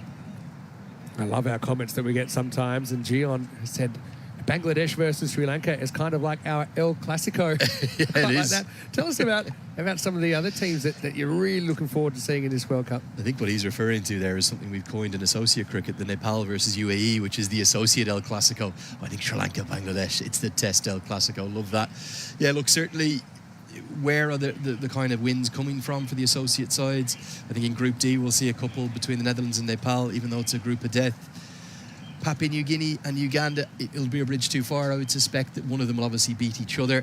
If either of them pick up a win over one of New Zealand, West Indies or Afghanistan, that's a massive shock and a big story. USA will really fancy their chances against Ireland and Pakistan. There's all sorts of, I believe, crazy ongoings off the pitch in Canada. The talk is Pubudu Dasanayake may have been removed as head coach, which I can't quite believe. Oh, it's a great stop, Michael Leask. He saves 4, and that might just get Scotland going. Has a fantastic clean stop as well by Leask, who rockets it while he's still essentially lying down on the ground. Gets up to a knee pretty quickly. Sterling probably lucky turns around in time. Top class work from the Scot. Yeah, that is superb. That's 4-run save. That's reminiscent of Delaney's stop that kind of got Ireland going in the first innings. Can it do the same for Scotland?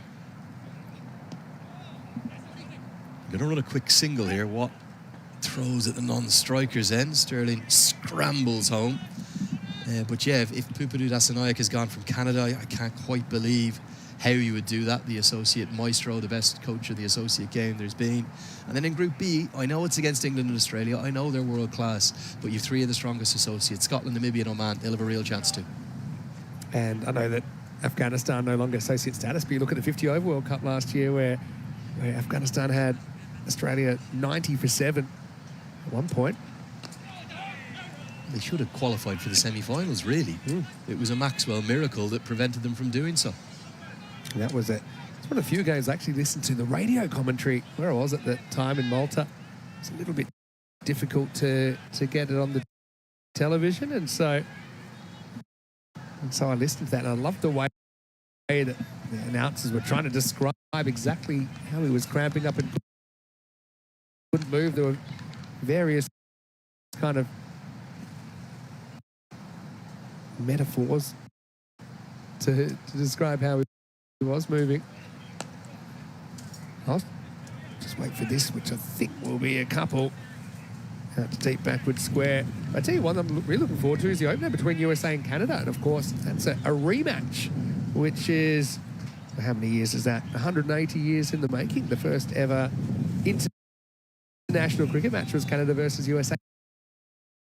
in 1844. Yeah, New York City. Apparently it was a game that had over 10,000 attendees on every day, and there was a huge amount of money wagered on it. Apparently that was what went on back in the day. But I think it's a lovely move as Balbirnie drives fluently again for what should be a couple by the ICC, with a tip of the hat to the history, the heritage of the game in North America. The two North American sides squaring off in the opening match. I really hope it gets the credence and the attention that it deserves to kick off what's the biggest and best ever World Cup, in my opinion. I think we're in for such a treat next month, and the build-up, the anticipation on social, I've never seen anything like it for any World Cup in cricket. Yeah, it's going to be great. And also, it's a win. It's a winnable game for both those teams.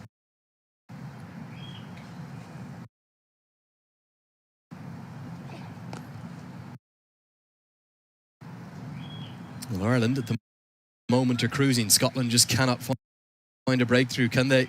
And as a consequence, Ireland right on top in this battle of the Celtic cousins. 5 have been bowled, 39 for none. The first really good opening partnership we've seen, Vinny.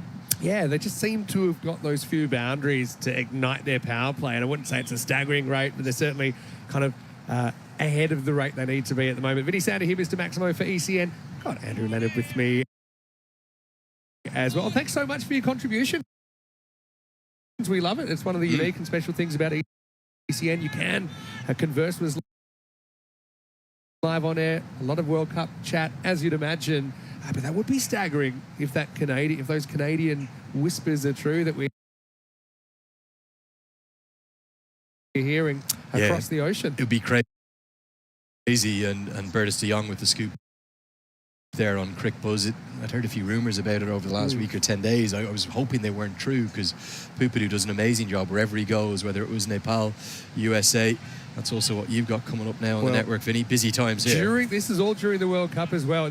We're at the tail end, I suppose, of what we're calling madness. But we have cricket in Estonia right now. We've got Portugal cricket tonight. We're in England on Monday for the first time on ECN. Here's Sharif coming on. Low full toss, clipped away. First ball, just a single. Yeah, ECS England is one that we're really excited about starting Monday morning. So I know we've got a lot of viewers actually in that part of the world. So if you want to come down and visit us, we're at Rains Park, I should say. Is that a cricket club, or is that? So it's the home of Wimbledon Cricket Club. It's their second ground, and so yeah, just the volume of cricket we'll have on that week. And also on the Friday we'll have an NCCA 11, so national counties, formerly minor counties, which pretty much looks like the England 11 side that you'll see in the Euros of cricket. Sterling uses his feet in good aggression. Not out of the middle, but he won't mind.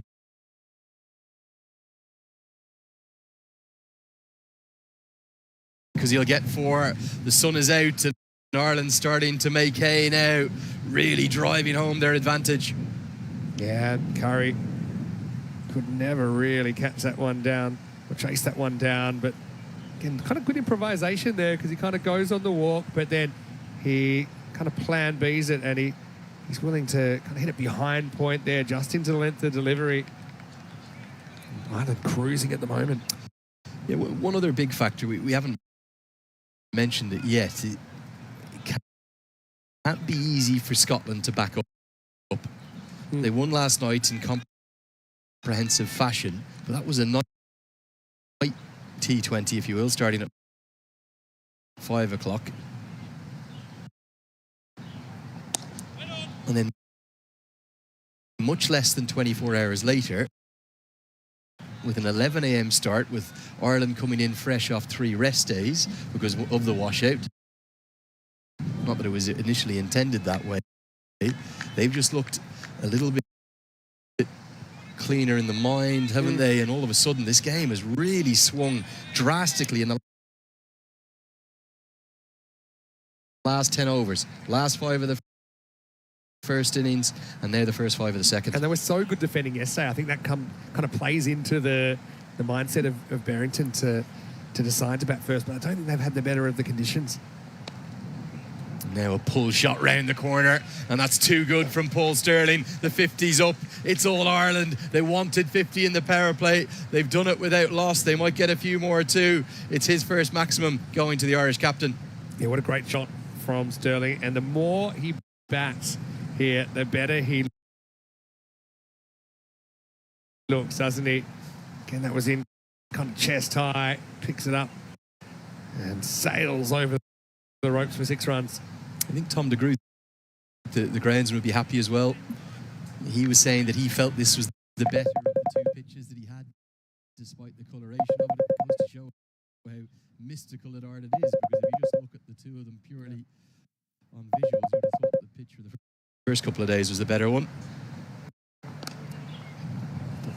very much, it's all Ireland right now.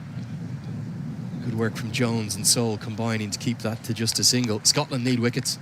You need a turning point. Interesting to see who they turn to try and get that break. 3-4 bowlers used at the moment. You've got someone like a Leask. But Leask, I suppose, primarily is a defensive option, and at the moment you kind of really need that wicket. Well, I think what I would go to, I'd go to spin in tandem. I'd get Mark Watt on the far end from the paddock end the next over, and then I get Chris Greaves on here, see if he can do what he did yesterday, just get them to skid on and keep a bit low. We've seen spin has very much been the way to go today, but right now Ireland are in cruise control. 6 have been bowled. It's 51 for none. I think Greaves is actually a pretty good call. He seems to have that golden arm. Something a little bit different with that wrist spin.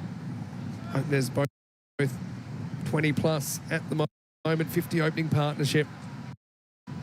Ireland would love to go to 5 points in the series. Now, if they were able to do that, they've pretty much put the series to bed. Still will be pretty keen to get the win over the host tomorrow in match 6. Vinny sound to him, Mr.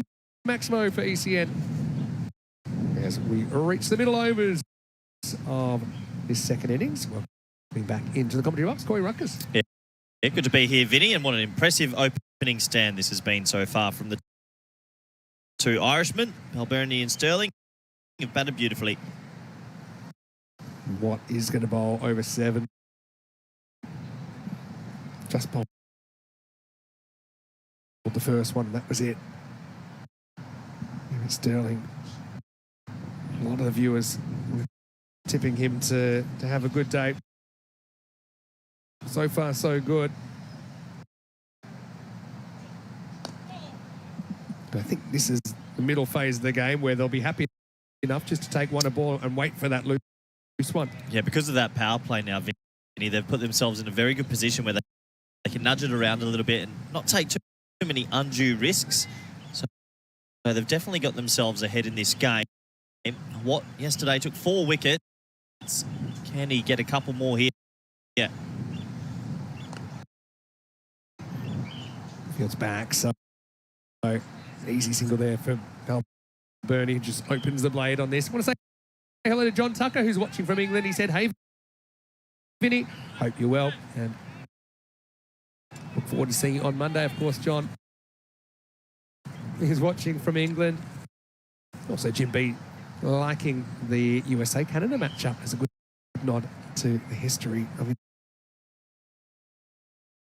international cricket. Goes on the walk this time, and he absolutely pounds this one out of the ground. Maximo! The skipper standing up for the Irish. 6 runs. Absolutely pumped, Vinny. A little bit of flight that time from Watt. Sterling reads it perfectly, comes down the crease, and we call it the paddock end for a reason. That is in the paddock, a massive 6. Well, I hope the horses don't mistake that for a large sugar cube, because that one has left the arena. What a shot from Sterling. He got every piece of that. That really went a long way, didn't it? A couple of the fans out there enjoyed themselves. I think that might have even cleared the canal. We'll pause to just try and find a new ball or find that old ball. Talk to me through what you're thinking about these groupings over the World Cup. Yeah, I was just sitting on the side and listening to some of the big matchups and things like that. But yeah, it's a very exciting World Cup. Obviously, 20 teams. Obviously, you know how much I love associate cricket and watching them teams. Look out for Oman. Such a plucky side, Oman. They've played some really good cricket. They play a lot of games at home as well, so they'll be excited to get over to the Windies. Obviously, Uganda have earned their stripes. There's no Zimbabwe there. The reason is Uganda knocked them off in Namibia last year, so they've earned their way there. Just a cricket festival. 20 teams. I think one day it could be easily 30. And the matchups there, every group is just tantalising. I said when I first started working with European cricket, I loved the thought of in a generation having like a 32-team World Cup, the same as there is in football. Now, since then, the Football World Cup's gone to 48. Very true. But who knows? I mean, thing is, with a sport like cricket, it's the second most watched sport in the world. It should be a big tent game. It shouldn't be owned by a few. It should be owned by the world and spread to as much of the world as possible, because there's a reason so many people love the game. And of course, we're included in that, and I'm sure you are as well if you're watching today on the European Cricket Network. And if you like cricket, you would have liked that strike from Sterling. Pretty authoritative stuff from the Irish captain. He's batted beautifully, hasn't he, Vinny? He's 27 off 16. And his partnership of 59. The sun's come out. Beautiful weather at Vorberg. Does seem as well, Vinny. The sun's come out. This outfield is 15 to 20% quicker. It's absolutely rapid at the moment. It has quickened up significantly, hasn't it, Corey? Explain that to me. Is that just a little bit of moisture on the outfield? The sun's come out and it's dried up? Actually, it was already pretty quick. It's been raining really quickly. We haven't had rain for, what, 48 hours now? Maybe 36 hours. But it drains really well. I think there's a little bit of wind around. It's looking quick. And I think this pitch as well, I think this pitch is actually playing better the longer that this match has been going on. There's no real gremlins in it at the moment. It's just holding up a touch. A bit sticky, I think, for Sterling early in the tournament. Different strip, obviously. But good work by Watt to knock that one down. As he's over, we'll have that 6 and 4 singles in at 10 in total, and at the end of 7 overs, Ireland a 61 without loss. Yeah. So less than 100 required now for the Irish. 4 bowlers used so far. None yet effective in the wickets column, which they desperately need. You'd have to imagine it's going to be a trial bowl spin now. Spin from both ends likely to come on. Maybe a bit of last chance saloon if this man about to have a bowl. He was very impressive yesterday. I really like what Chris Greaves offers this team. He was effective. He got a couple of wickets. Took 2 in 2 yesterday versus the Netherlands. He had magnificent figures. Yeah, Greaves, because he's the most kind of different of the bowlers. I think he's the natural choice here to try and break this partnership. And you're going to have to get one, probably both of these guys pretty soon, I think, if you're going to work your way back into the game. Well, he skidded it on yesterday. He got delayed and he got Baresi first ball. 2 for 13. Can he imitate that today?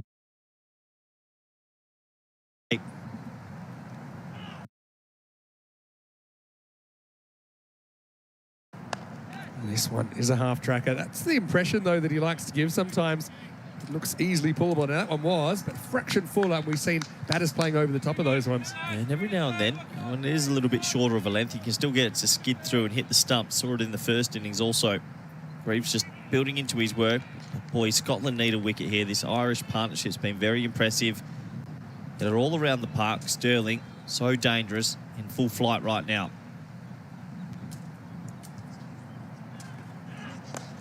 Pitches up this time, hit down the ground. Bit of work to do for Sharif. They should come back for a fairly easy 2. Nicely struck again. That's an indication that there's a bit of confidence in this pitch. Able to play down the ground with a bit of confidence. It's a bit more like it, isn't it? I've been saying that on this side wicket, compared to the first few days, it's very firm underneath. I think Netherlands yesterday was a blip in the road. It wasn't that bad. This one's pulled, and Sharif's got some more work to do. To the other side this time, does well to palm it off. But again, the run's coming fairly easily at the moment for these Irish openers. Yeah, lovely shot, isn't it? Into a big pocket of space at mid-wicket. Sharif doing a lot of running left and right. the moment. So a couple of deuces to start this over. 5 already off 3. What can Greaves deliver here? A moment of magic needed for the Scots. And it does come through Greaves. And once again, we see him sliding one through, and Sterling plays over the top of it. The death rattle sounds around the VCC ground at Ireland. 66 for 1. Moment of magic needed, moment of magic delivered. What a good delivery. Topper off stump, angling in, skidding on. Sterling looking for another sort of pull stroke to get another 2 into the big pocket of space. And this is a massive moment in the game. It's another one of those ones that pitches, goes on with the arm, top of off and middle, great length, and a huge wicket in the context of this game. I still think Greaves, he's really trying to concentrate on the amount of overspin he's getting on this ball to get it to skid on. So partly it's his natural attributes, but also I think summing up the conditions and what's worked well so far for him in this series. Disappointment for Sterling. We heard Andrew Leonard saying he's been making starts lately. He's been looking good. He's looking good there, but he's not able to go on with it. Out for 32 in Ireland, 66 for 1. Yeah, it's given his team a very good platform though, hasn't he? 66 on the board before the first wicket has fallen. You'd imagine Scotland might potentially go back some pace the next over. And they might go with Greaves and Watt for some time here in the middle. Huge moment in this game.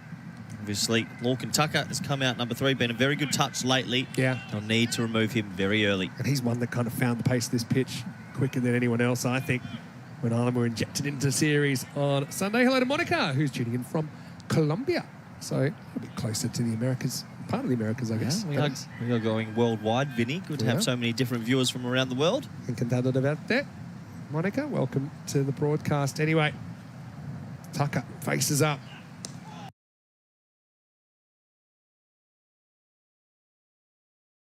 You can see really a hint of actual leg spin from Greaves, but that kind of sliding on factor that he's getting out of this pitch is something we did expect a little bit, just what we heard about these tracks, especially for the slower bowlers. They can just kind of hurry on to you a little bit.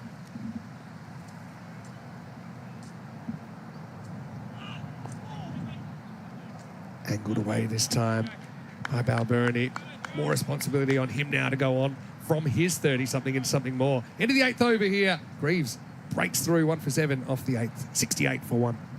Yeah, very impressive over there from Greaves, and be interesting to see what Barrington goes with now. Does he want to bring some pace back in and hold Watt back a little bit? These are the sort of decisions that a skipper has to make. We have a look at the Worm. They're above the rate, and with only 1 wicket down, they'll take that Ireland. A good finish from Ireland as well. The last couple of overs didn't really explode for Scotland with the bat in hand. That's certainly still in this game. Runs on the board for the Scots. And I suppose you've got to realise that not many batters this week have come out and kind of bossed it. Obviously, it looked very easy when Sterling was there, and Balbirnie's there with him. Balbirnie obviously still there at the moment. But if you can get through him, suddenly you've got new batters coming in. Not too many have been able to come in and kind of go that 8+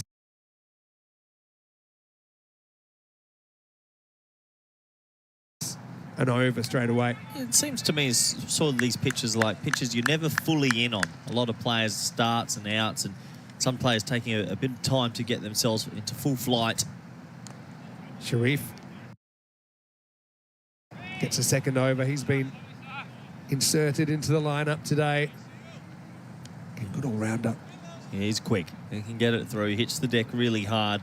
Needs to get something out of this surface. If they can get Balbirnie pretty soon, bring a new man to the crease, just keeps them in this game. It's been a nice start from Ireland. Haven't been too many opening partnerships that have blossomed. The one on the first day between Adair and Levitt, 50+, and one this morning.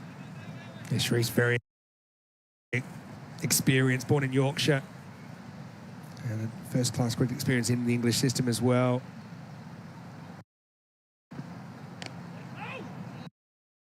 He's right on the money here. So he's just got the attributes, doesn't he? This guy has been playing for Scotland for over a decade now, and he's certainly an excellent option to be able to bring into the side. Yeah, plenty of experience. It's a good time to come in. Know exactly what he needs to deliver for his team, and plenty on the line. You know, it's the World Cup preparation, but with ranking points we're talking about, tri-series victories. It's a massive couple of overs in the context of this week, actually.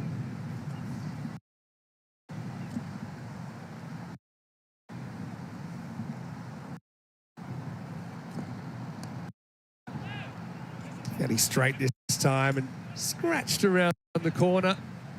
The batters will double back for 2. Waiting on the umpire, who says there'll be 2 leg byes. Yeah, Sharif, he's a guy when he was younger. In his late teens, he spent some time to go to Pakistan to develop his bowling and develop his game. And he talks about that as a really important experience. So obviously, he's someone that's had this kind of dream of being a professional cricketer, international cricketer from quite an early age, and done what's required to better himself. Oh. This is going to be a French cut, though. Ooh la la for Tucker, who gets lucky, who gets 4. Oh boy, when you need a wicket, you need things to fall your way. That's missed off stump by a Skerrick. Can't believe Tucker's not being cleaned up there. Sort of shuffles across, bottom hand comes through, inside edge, so I missed the leg stump, and oh, that is a bee's whisker away. Yeah, not convincing by any means, and maybe Sharif just moving it a little bit off the straight to take that thick inside edge. Sometimes you just need lady luck on your side. It goes Tucker's way this time.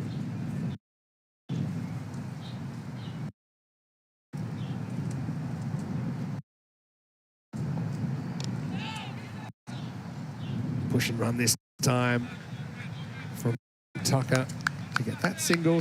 So looking at the numbers, Scotland kind of stabilising around that kind of 10 to 15% at the moment. So they're not out of it, but they certainly need a lot to go their way.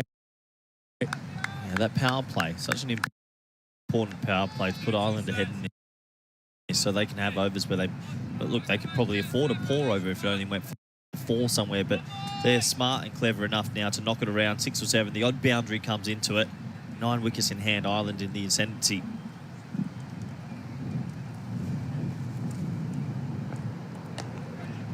Barberni hits this on the up.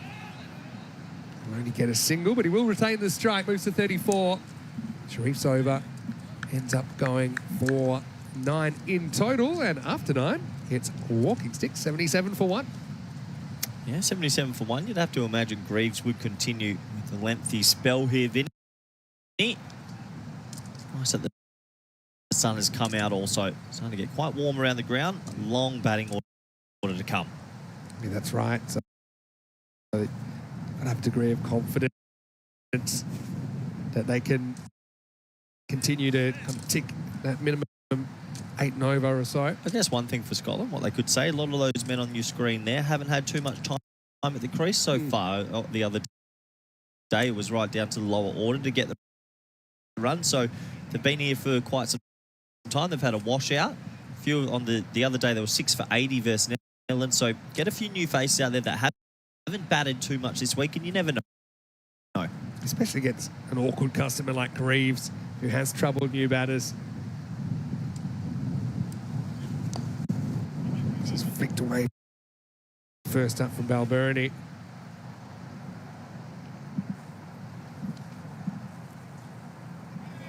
Nice to see Julio is watching from St. Croix in the United States, Virgin Islands. So we really do have viewers from all around the world right now. I can imagine two very high-profile teams on the network. Great opportunity to watch live via the ECN.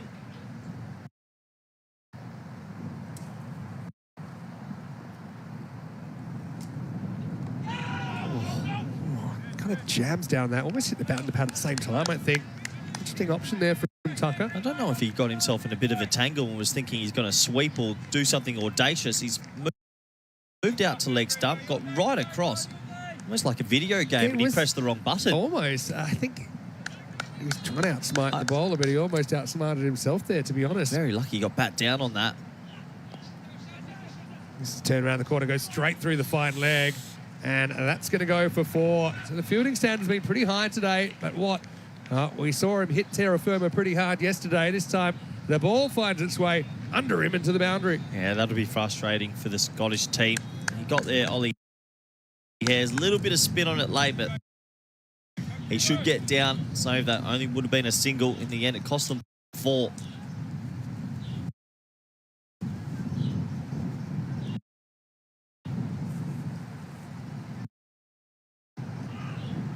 Tucker gets inventive again. This time, Watt's going to have to go on the chase. Little touch on that. And I think that's okay. Yeah. He keeps that leg in the air, I think, when he pulls it back. They'll still get through for a fairly comfortable 3. Brilliant shot from Tucker, and that's one way you can play Greaves. There's so much pace on the ball. The lap sweep's a great option. Ollie Hare's trying to make amends this time, gets down. It's been only signal 3, so he keeps that leg in the air. Ooh, look at the trailing foot, though. Yeah, it's a tight one. I think they'll go with the fielder here. They don't have the benefit of the replay zone. It did seem a clean stop live. Well, Burney will push this away for a single. Yeah, that shot earlier in the over from Tucker was an interesting one. He kind of backed away. Normally when you back away, you're not trying to sweep. He kind of backed away and then kind of doubled back to sweep. It was interesting, but you can see Tucker's trying to make something happen. Again, he's got the confidence of the middle order under him. Let's see if he tries something. Last ball of this 10th over. Happy to play it in a fairly orthodox fashion. That'll take us to the halfway point of this second innings. 10 overs down, and Ireland in the box seat right now. They're 87 for 1. Opportunity to welcome you to the Vorburg Cricket Ground. This is going to be a really, really great weekend for us as well. Of course, we've got Netherlands versus Ireland tomorrow to finish this series. Day off Saturday, but we're going to have the KNCB Finals Day on Sunday that actually should feature the top 4 clubs in the format here in the Netherlands. And the winner of that will not only win the T20 title for 2024, but also be going to the ECL in 2025. Yeah, really exciting time in the Dutch domestic scene. They've gone different this year. They've put all the T20 domestic matches at the start of the year to prepare the national players for the World Cup. And you'll have VCC Vorburg, where we are right now, coming. RBS, who we've seen on the network before, VRA, and HCC from The Hague. The Hague, yeah. So 3 out of 4 are Hague-based, right? So that's to be great. And if you're watching this right now, I've got good news for you. It is live. It is free. All you have to do is turn on ECN on Sunday on YouTube, or you can watch on Fancode in the subcontinent. As far as the ICC World Cup goes, you can watch them on icc.tv in selected territories. When are the European Cricket Network going to go do the World Cup? Surely that could be ECN going to the World Cup and covering it. Well, I'm sure they'll do a great job. No, honestly, we're happy anytime we see cricket broadcast. I suppose what we've found a way to do here on ECN is I suppose, make it happen more often than anyone else in world cricket. Yeah, quite remarkable, isn't it? Exciting time to have these teams on the network. No disrespect, but I'm going to call you a part-timer, and you've done well over 1,000 games of cricket. Am I a part-time? 1,000 games? Where have you been lately?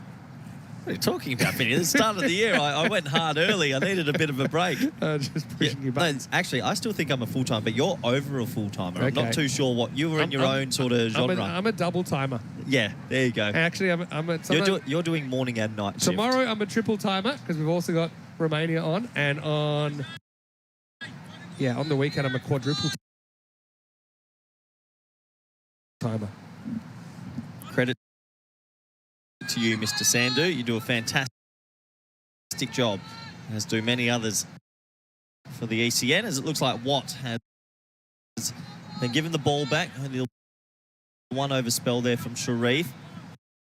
Still no Leask, interesting. Yeah, in the first 10 overs. It's time to go for Scotland. They need a couple of bits of brilliance to get back in this game. Because they like what as a matchup, turning the ball away ostensibly to the two right-handers.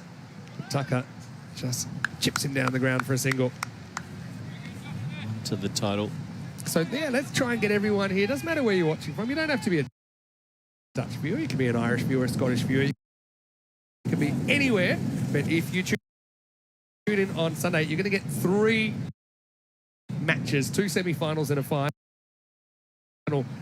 And there's going to be some pretty high-quality cricket there. Yeah, it's going to be similar to this week. We've seen some very good cricket indeed. Ireland at the moment, definitely ahead in this one. I like what they've done there. They've happened to just bring mid-wicket up from deep mid-wicket. Leakers came in. So they had 5 in the ring, that ball.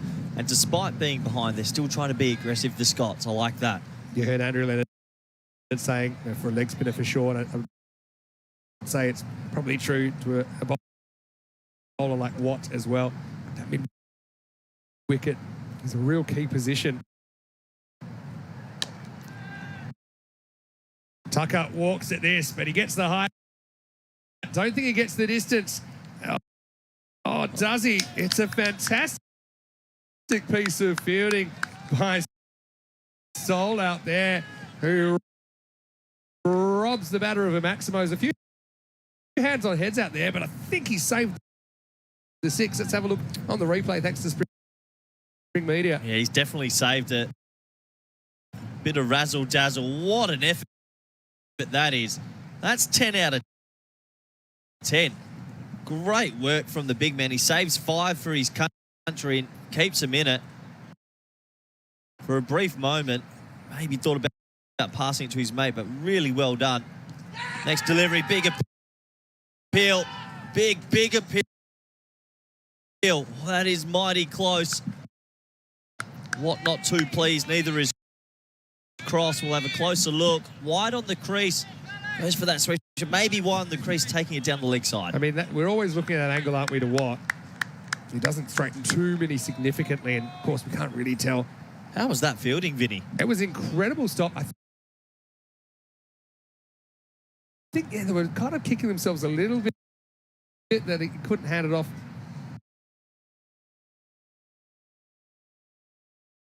More aggressively. This is a thick outside edge, which will go to Sharif's right. So I think there was a bit of hand-wringing and pulling out of the hair, but I think when it comes down to it, it's a brilliant stop to save 5 runs. Or 4 runs, I suppose, in the end. No, 5 runs. Only took a single. Yep, brilliant. Brilliant work from Sol out deep mid-on. Impressive over from Watt. Made caused some trouble for the batters, the established bats. Last ball of the over. Just nudged away for a single. They'll think about 2. And they're going to go. Aggressive running. Good throws in trouble. Well, another big appeal. I think Rizwan Akram says not out, so that's going to be 2 to the total. We'll have a little look at this. We don't have the luxury of using the replays for this series. Yeah, looked into me. It was a tight one, but he runs a good line. Turns quickly. Check it out in the replay. It was quick work from Cross. Brilliant just in. And that'll also take us to the end of the 11th over. Ireland, 93 for 1. A few talking points there in the 10th. What a stop from Sol, though. And to be honest, it's become something that we've seen more and more. And bats have become bigger in international cricket. Boundaries have become smaller. The ability to kind of manage the tightrope, if you like, on the boundary is pretty important. Pretty interesting table as well, with the winner of this game going up to 5 points. Well, the winner of this game, in theory, basically wins unless it was Scotland to win and Ireland have a good net run rate versus tomorrow. So a win here does make it pretty difficult for the other teams. Netherlands, unfortunately, can't win this series. Just the way the cookie has crumbled for them. Looks like Leask will be brought on. We've been saying for quite some time maybe they could have brought him on. He's a very talented bowler.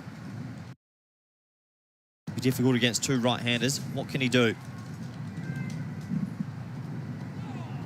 Slides the first one across. Balbirnie misses out in the cut. Just one of those cricketers, Lee. Always feels like he's right up for the contest. Always feels like he has a bit of magic in there.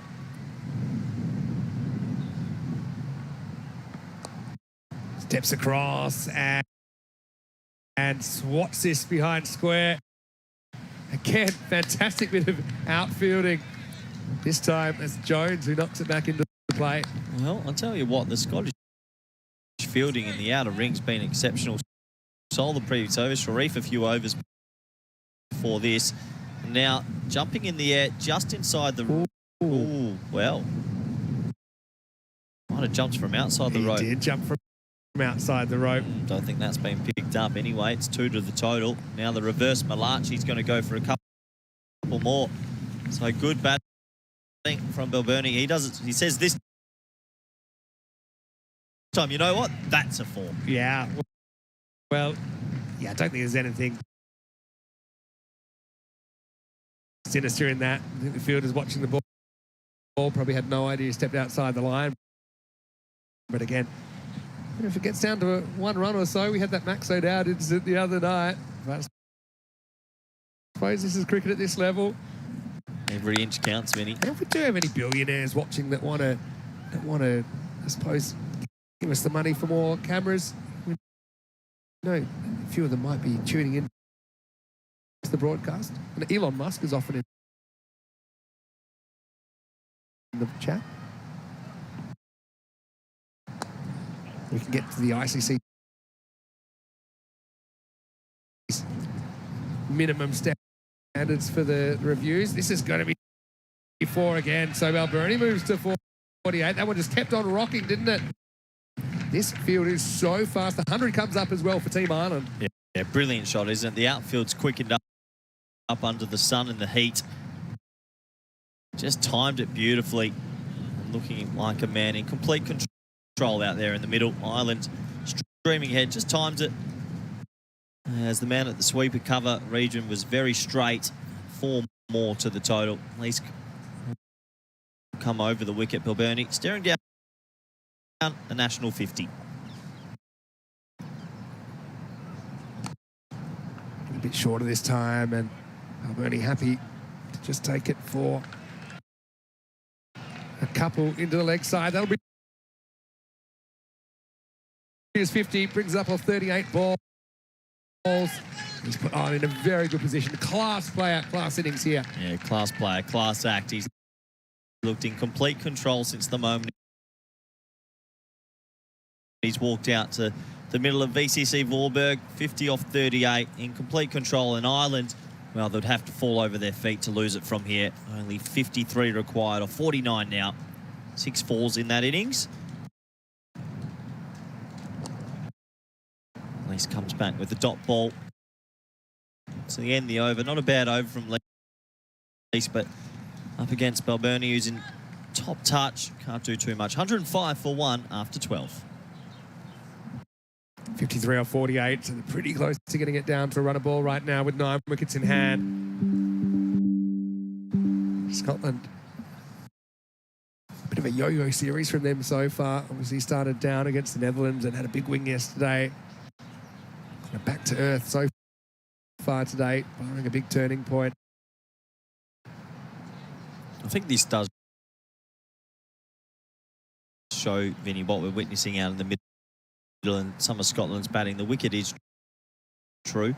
I think yesterday the Netherlands just obviously losing the top 3 for under 5 just hurt them so much in that run chase. If they had got going, I think it would have been a competitive game. Last chance saloon for the Scots, it sort of feels. Curry's being brought back. He needs to bowl a good little spell here.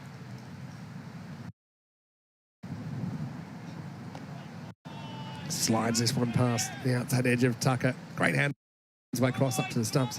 Yeah, Cross has been magnificent with bat and with the gloves in this try series so far. Curry's been mighty effective. I've enjoyed his bowling. Left arm seamer. Got a couple of tricks up his sleeve. Showed us yesterday everything he had against Engelbrecht. Produced 2 absolute corker deliveries. Can he produce it here versus Tucker?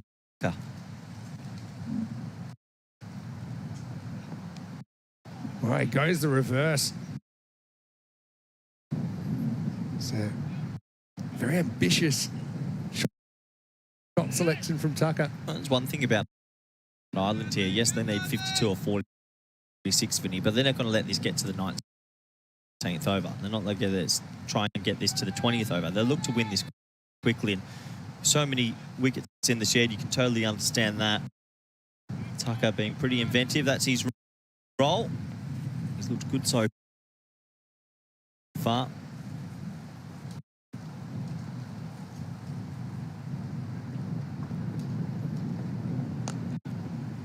Played away this time by Balbirnie. Looks completely in control at the moment, doesn't he? He just timed everything.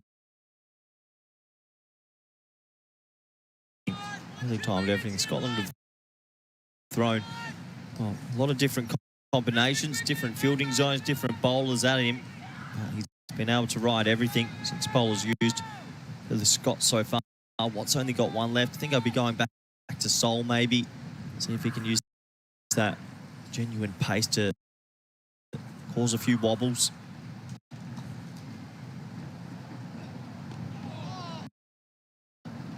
That will get past the bat. Won't get past the keeper cross. Tucker has kind of rolled the dice a bit, hasn't he, in this innings so far, but he's still there. I suppose he's got the insurance of Balbirnie at the other end, playing a very good knock. Yeah, a bit of the immunity cloak for Tucker to come out and just get on with it. You've got Balbirnie who's just doing what he needs to do. If you're at the other end, you've got a bit of a license to get on with it and get well above the rate. Clever bowling from Curry. Took the pace off that previous delivery.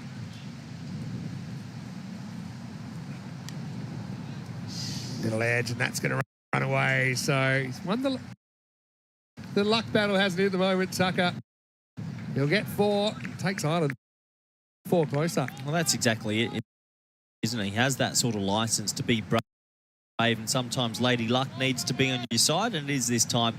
A thin edge, short third was in the ring, but it goes very fine indeed. It balloons away for 4, couple of bounces over the rope. As the Irish continue on their merry way, and you'd have to say 47 runs time, they'll be the victors of this try series, Vinny. It seems that way at the moment, but cricket's a funny game.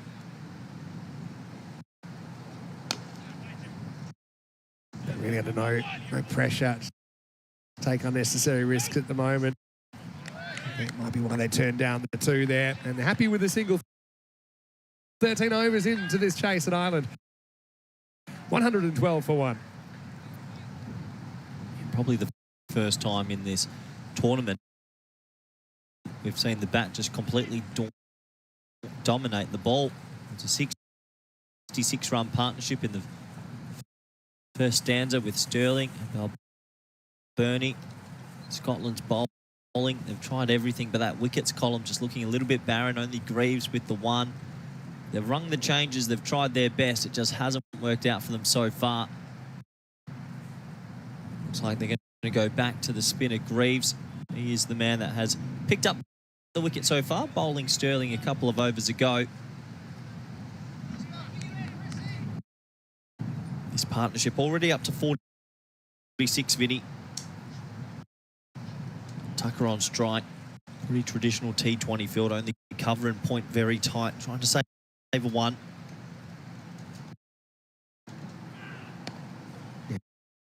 Greaves, the last roll of the dice for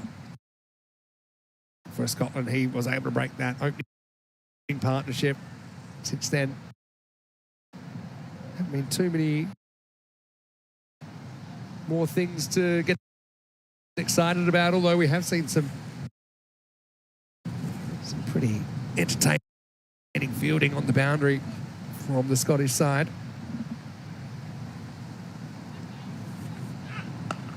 The old sort of flipper drag down. Pitch there from Balbirnie. will look for two, just settle for the single. Yes, obviously, so much experience in that Irish lineup, Vinny, that they're not going to throw something like this away. It'd be amazing if they all of a sudden start throwing their wickets away. They know nudge it around for a couple more overs, get themselves to another international win.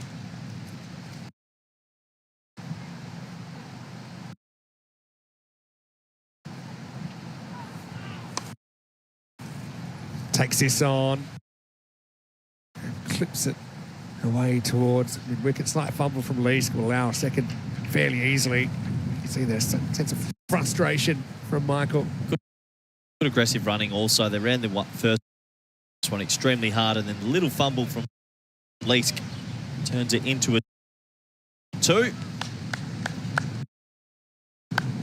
So this partnership now has gone to 50 runs put on from these two. Tucker's made 27 of those.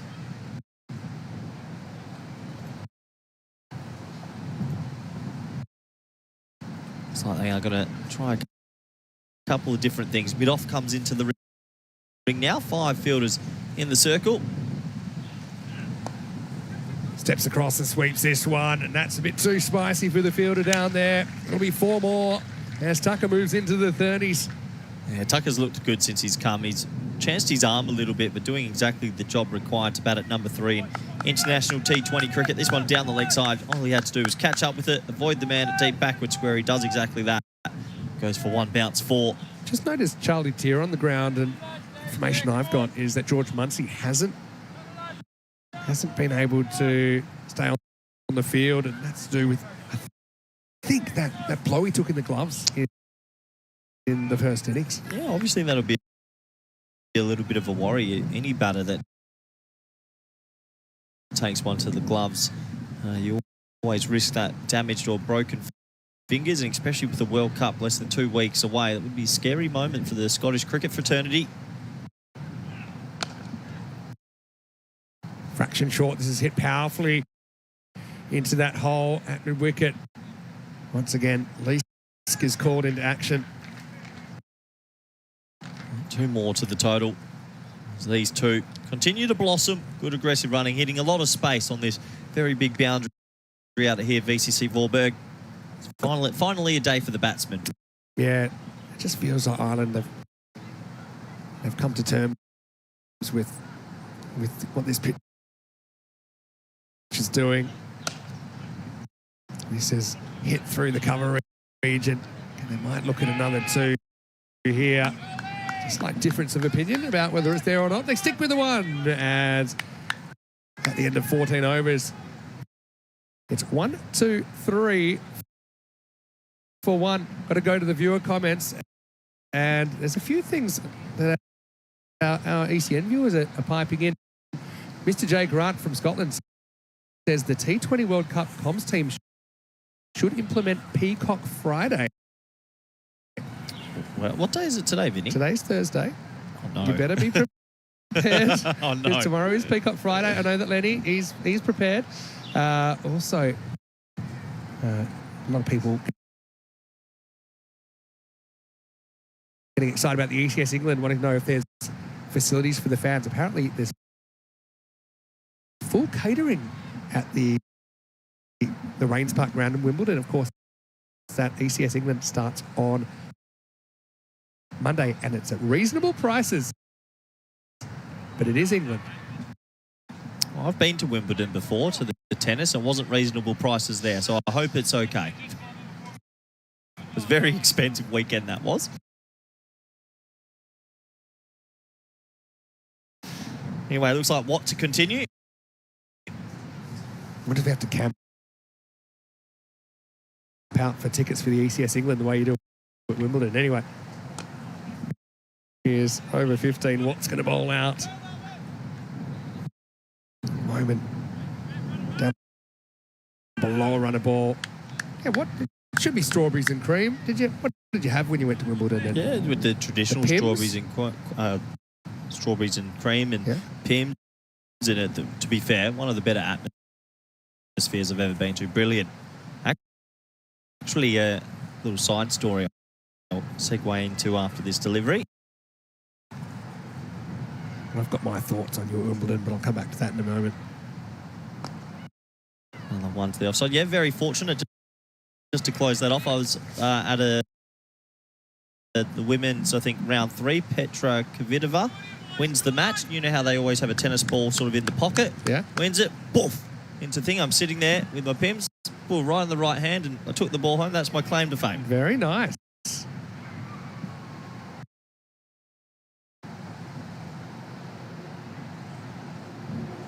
Pushed through a bit more from Watt and turned around the corner. Again, easy too. They've been good today, Ireland, haven't they? So that'll be a leg bite. That'll be leg bites, by the way. I have a picture, and of course, it's going to be in New York. Well, some of the World Cups are in New York. It reminds me of one of my favourite shows from the 90s, Seinfeld. And I picture you at the tennis being a bit like George Costanza at the US Open. I don't know if you know this episode. But he basically gets caught in a commercial break devouring an ice cream sundae with ice cream all over his face. And then he starts getting a little bit of stick from his co-workers and friends. I'm sure you were very refined there. Always. PCS England would be the same. Little sweep shot, and that's going to create another chase, and probably going to create another 2 runs for Balbirnie. Move up to 55. What a partnership this has been.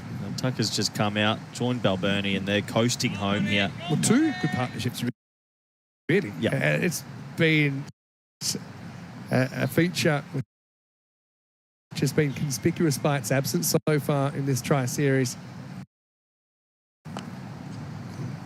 The partnership's not really being allowed to flourish, and partly I think that is because of some pretty tight bowling and good fielding, but also I think some of the batters will be disappointed with their output. End of the 15th over, the score 131 for 1. It's not as if Finney Scotland have bowled poorly or anything like that. They've tried everything. They've thrown as many punches as they could, changed the bowling order, chucked a couple of short balls in there, different spinners from different ends. Just unfortunately, sometimes you run into a batting unit that's at the peak of their powers, and today those 3 men on your scorecard there, Balbirnie, Sterling and Tucker, have looked in complete control. I think the one thing that hasn't worked in Scotland's favour does seem like the outfield got quicker and quicker as today's gone on. I suppose a couple of moments as well. For example, French cut from Tucker, a little outside edge, and Tucker another day, maybe their wickets. Even the magnificent boundary shot from Sol, he couldn't hand it off, had to kind of essentially throw it away. Yeah, on another day, maybe that ball clatters into the stumps and you get on a bit of a run, but not to be. 27 required off the last 30. Sol comes back, quickest of the Scottish bowlers. What can he do?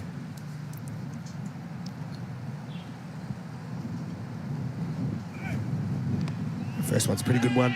Gets past the outside edge of the set batter. Got that through it. Good clicks, didn't he? Looking forward to watching him at the World Cup. Look out for him. Might scare a few batsmen over there. Really does get it through at good pace. He's got a good strong action, doesn't he? Yeah. Really did fly through to Matthew Cross.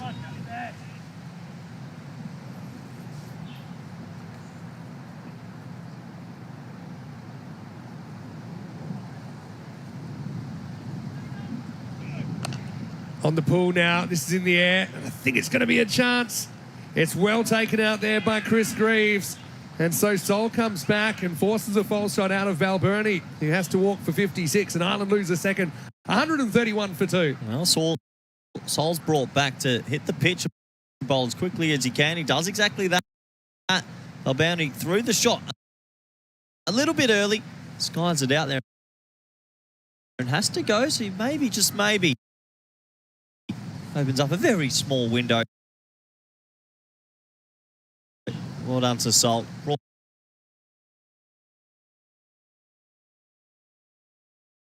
A ball. But Sol, with 2 balls left, he's getting it to tail back in. Can he pick up another wicket? Oh, interesting option from Dockrell. Maybe new going to be forward at the stumps. Didn't want to get his pads in the way, but it's a little bit of a risky stroke to play at this stage. You get Tucker here, and you just never know, do you? We have seen starting on this Warburg CC, the hybrid surfaces that we've been using. We've seen starting prove difficult for almost every batter, really. There hasn't been anyone, apart from Mark Adair, that's gone from ball one. Sol would love a fourth wicket. I think he'd deserve it too. Brilliant comeback spell here. Fumbled in the infield, so they'll be able to get through for a single. Tucker will move to 46, and he'll stay on 46, and he'll stay on strike at the end of 18 overs. Ireland 147 for 4. I suppose what you would say for Scotland, even if they go down here, you've got to be impressed with the fight to come back. I mean, these could have easily just been a bit of a trouncing. They're going to push this game at least to the second last over. Yeah, and again, I keep going back to that word resilience that Scotland show. Whatever the scenario, whatever the situation they're placed within, they somehow seem to have that great character to fight and to show how good they are. Do go back to that first innings, though. 16th over for them went for 6, 17th for 7. Okay, they got 10 from the 18th, but then 19 and 20 went for 5 and 9. That is really suboptimal with wickets in hand. Wickets fell regularly. And Ireland, well, they'll want to do it in this over, but Scotland, great credit to them. They may well drag it all the way out to the 20th.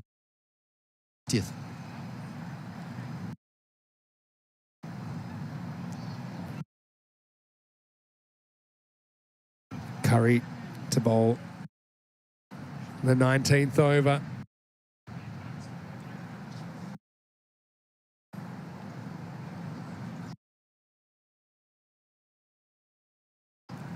Have a little bit of an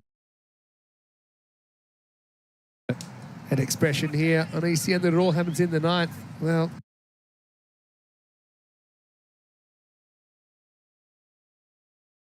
in T20 cricket, we say it all happens in the 19th.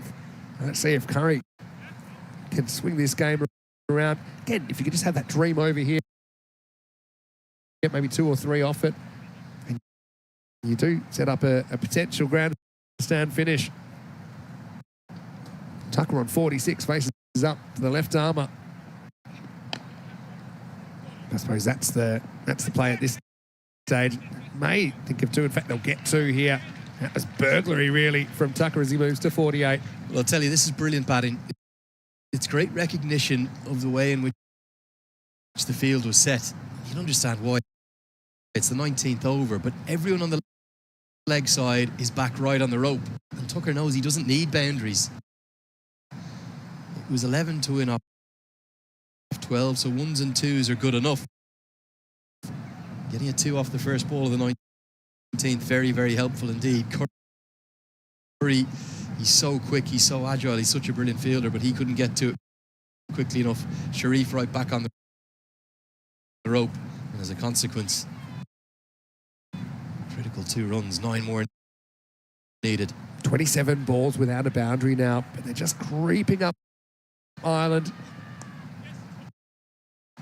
This is just glanced away. Again, it won't make it all the way, but they will get 2.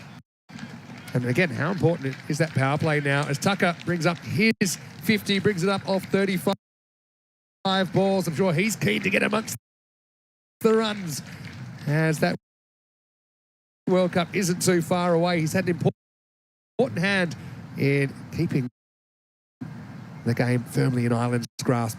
A 9th T20I 50 for Lorcan.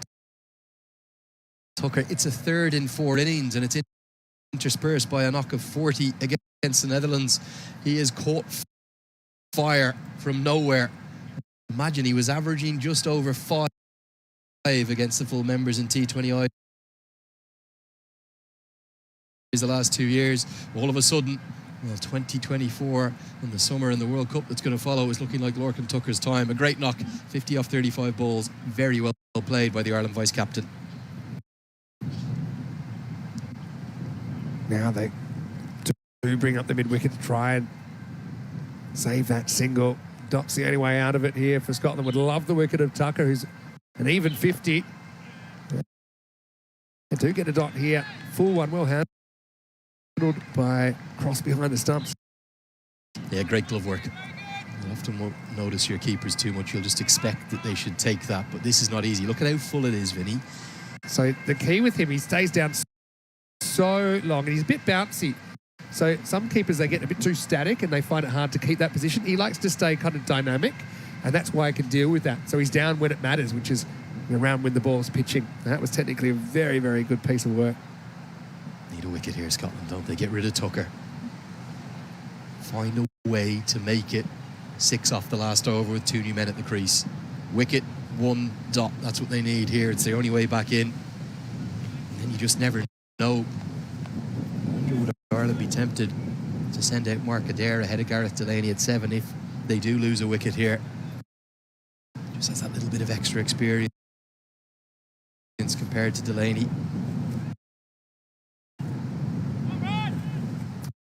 Yeah, if this isn't a boundary, that'll be 5 full overs, a quarter of the innings without a boundary as well.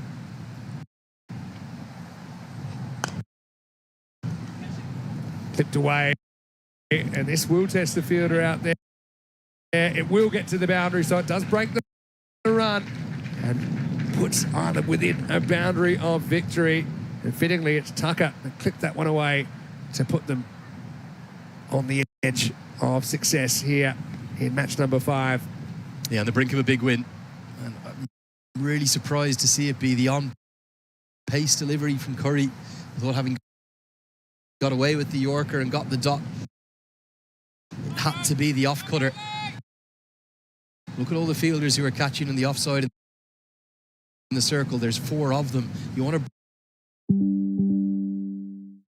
bring them into play. You don't want to allow the full pace delivery. Ireland within one blow of victory. It won't come here, but we'll get one closer.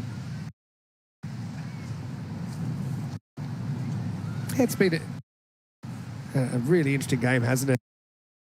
It's kind of had a few ebbs and flows. I think the critical thing was that power play up front with the first power play where we've seen 2 batters looking fairly comfortable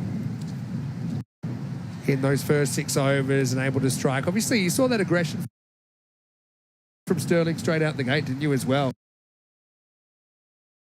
He didn't hit everything, but he showed that intent, kind of sent the signal to his teammates. And they're going after this total, and they didn't want to leave it too late. And lucky they did it.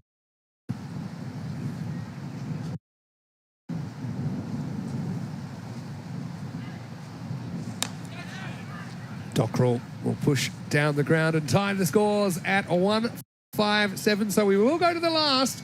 But Scotland looking to the cupboard, and it is bare because they've got nothing to play with. 157 for 4 after 19. Yeah, Curry's body language, he's not happy, is he? I thought his 4 overs are going to be important today. None for 29. They're not bad figures, but I'm just not sure whether he varied his pace enough in his comeback spell. I thought clearly the way to go would have been to take the pace off the ball. It look easy from the sidelines at points like from the 3 matches they've had. I know just the 1 win, but they'll have taken plenty from these matches in terms of boosting their confidence, knowing their options. The big question mark is George Munsey going to be okay? Let's hope that hand injury that's kept him from fielding doesn't affect him. 1 to win for Ireland. And they won't be able to do it here. So that's 1 out of 6 for Sharif, who has to be absolutely perfect in this last over. Sing with the field as well. Still got that kind of floating deep square leg back. Pretty much everyone else up in the circle trying to prevent this winning run. Yeah, anything will do here, just to scutch, just get Ireland home. Maybe Tucker deserved to hit the winning runs, but he's leaving it to his great pal George Dockrell. These two very close indeed. Ireland, I think, have been good value for their victory. They're going to deserve this win over one of their great rivals.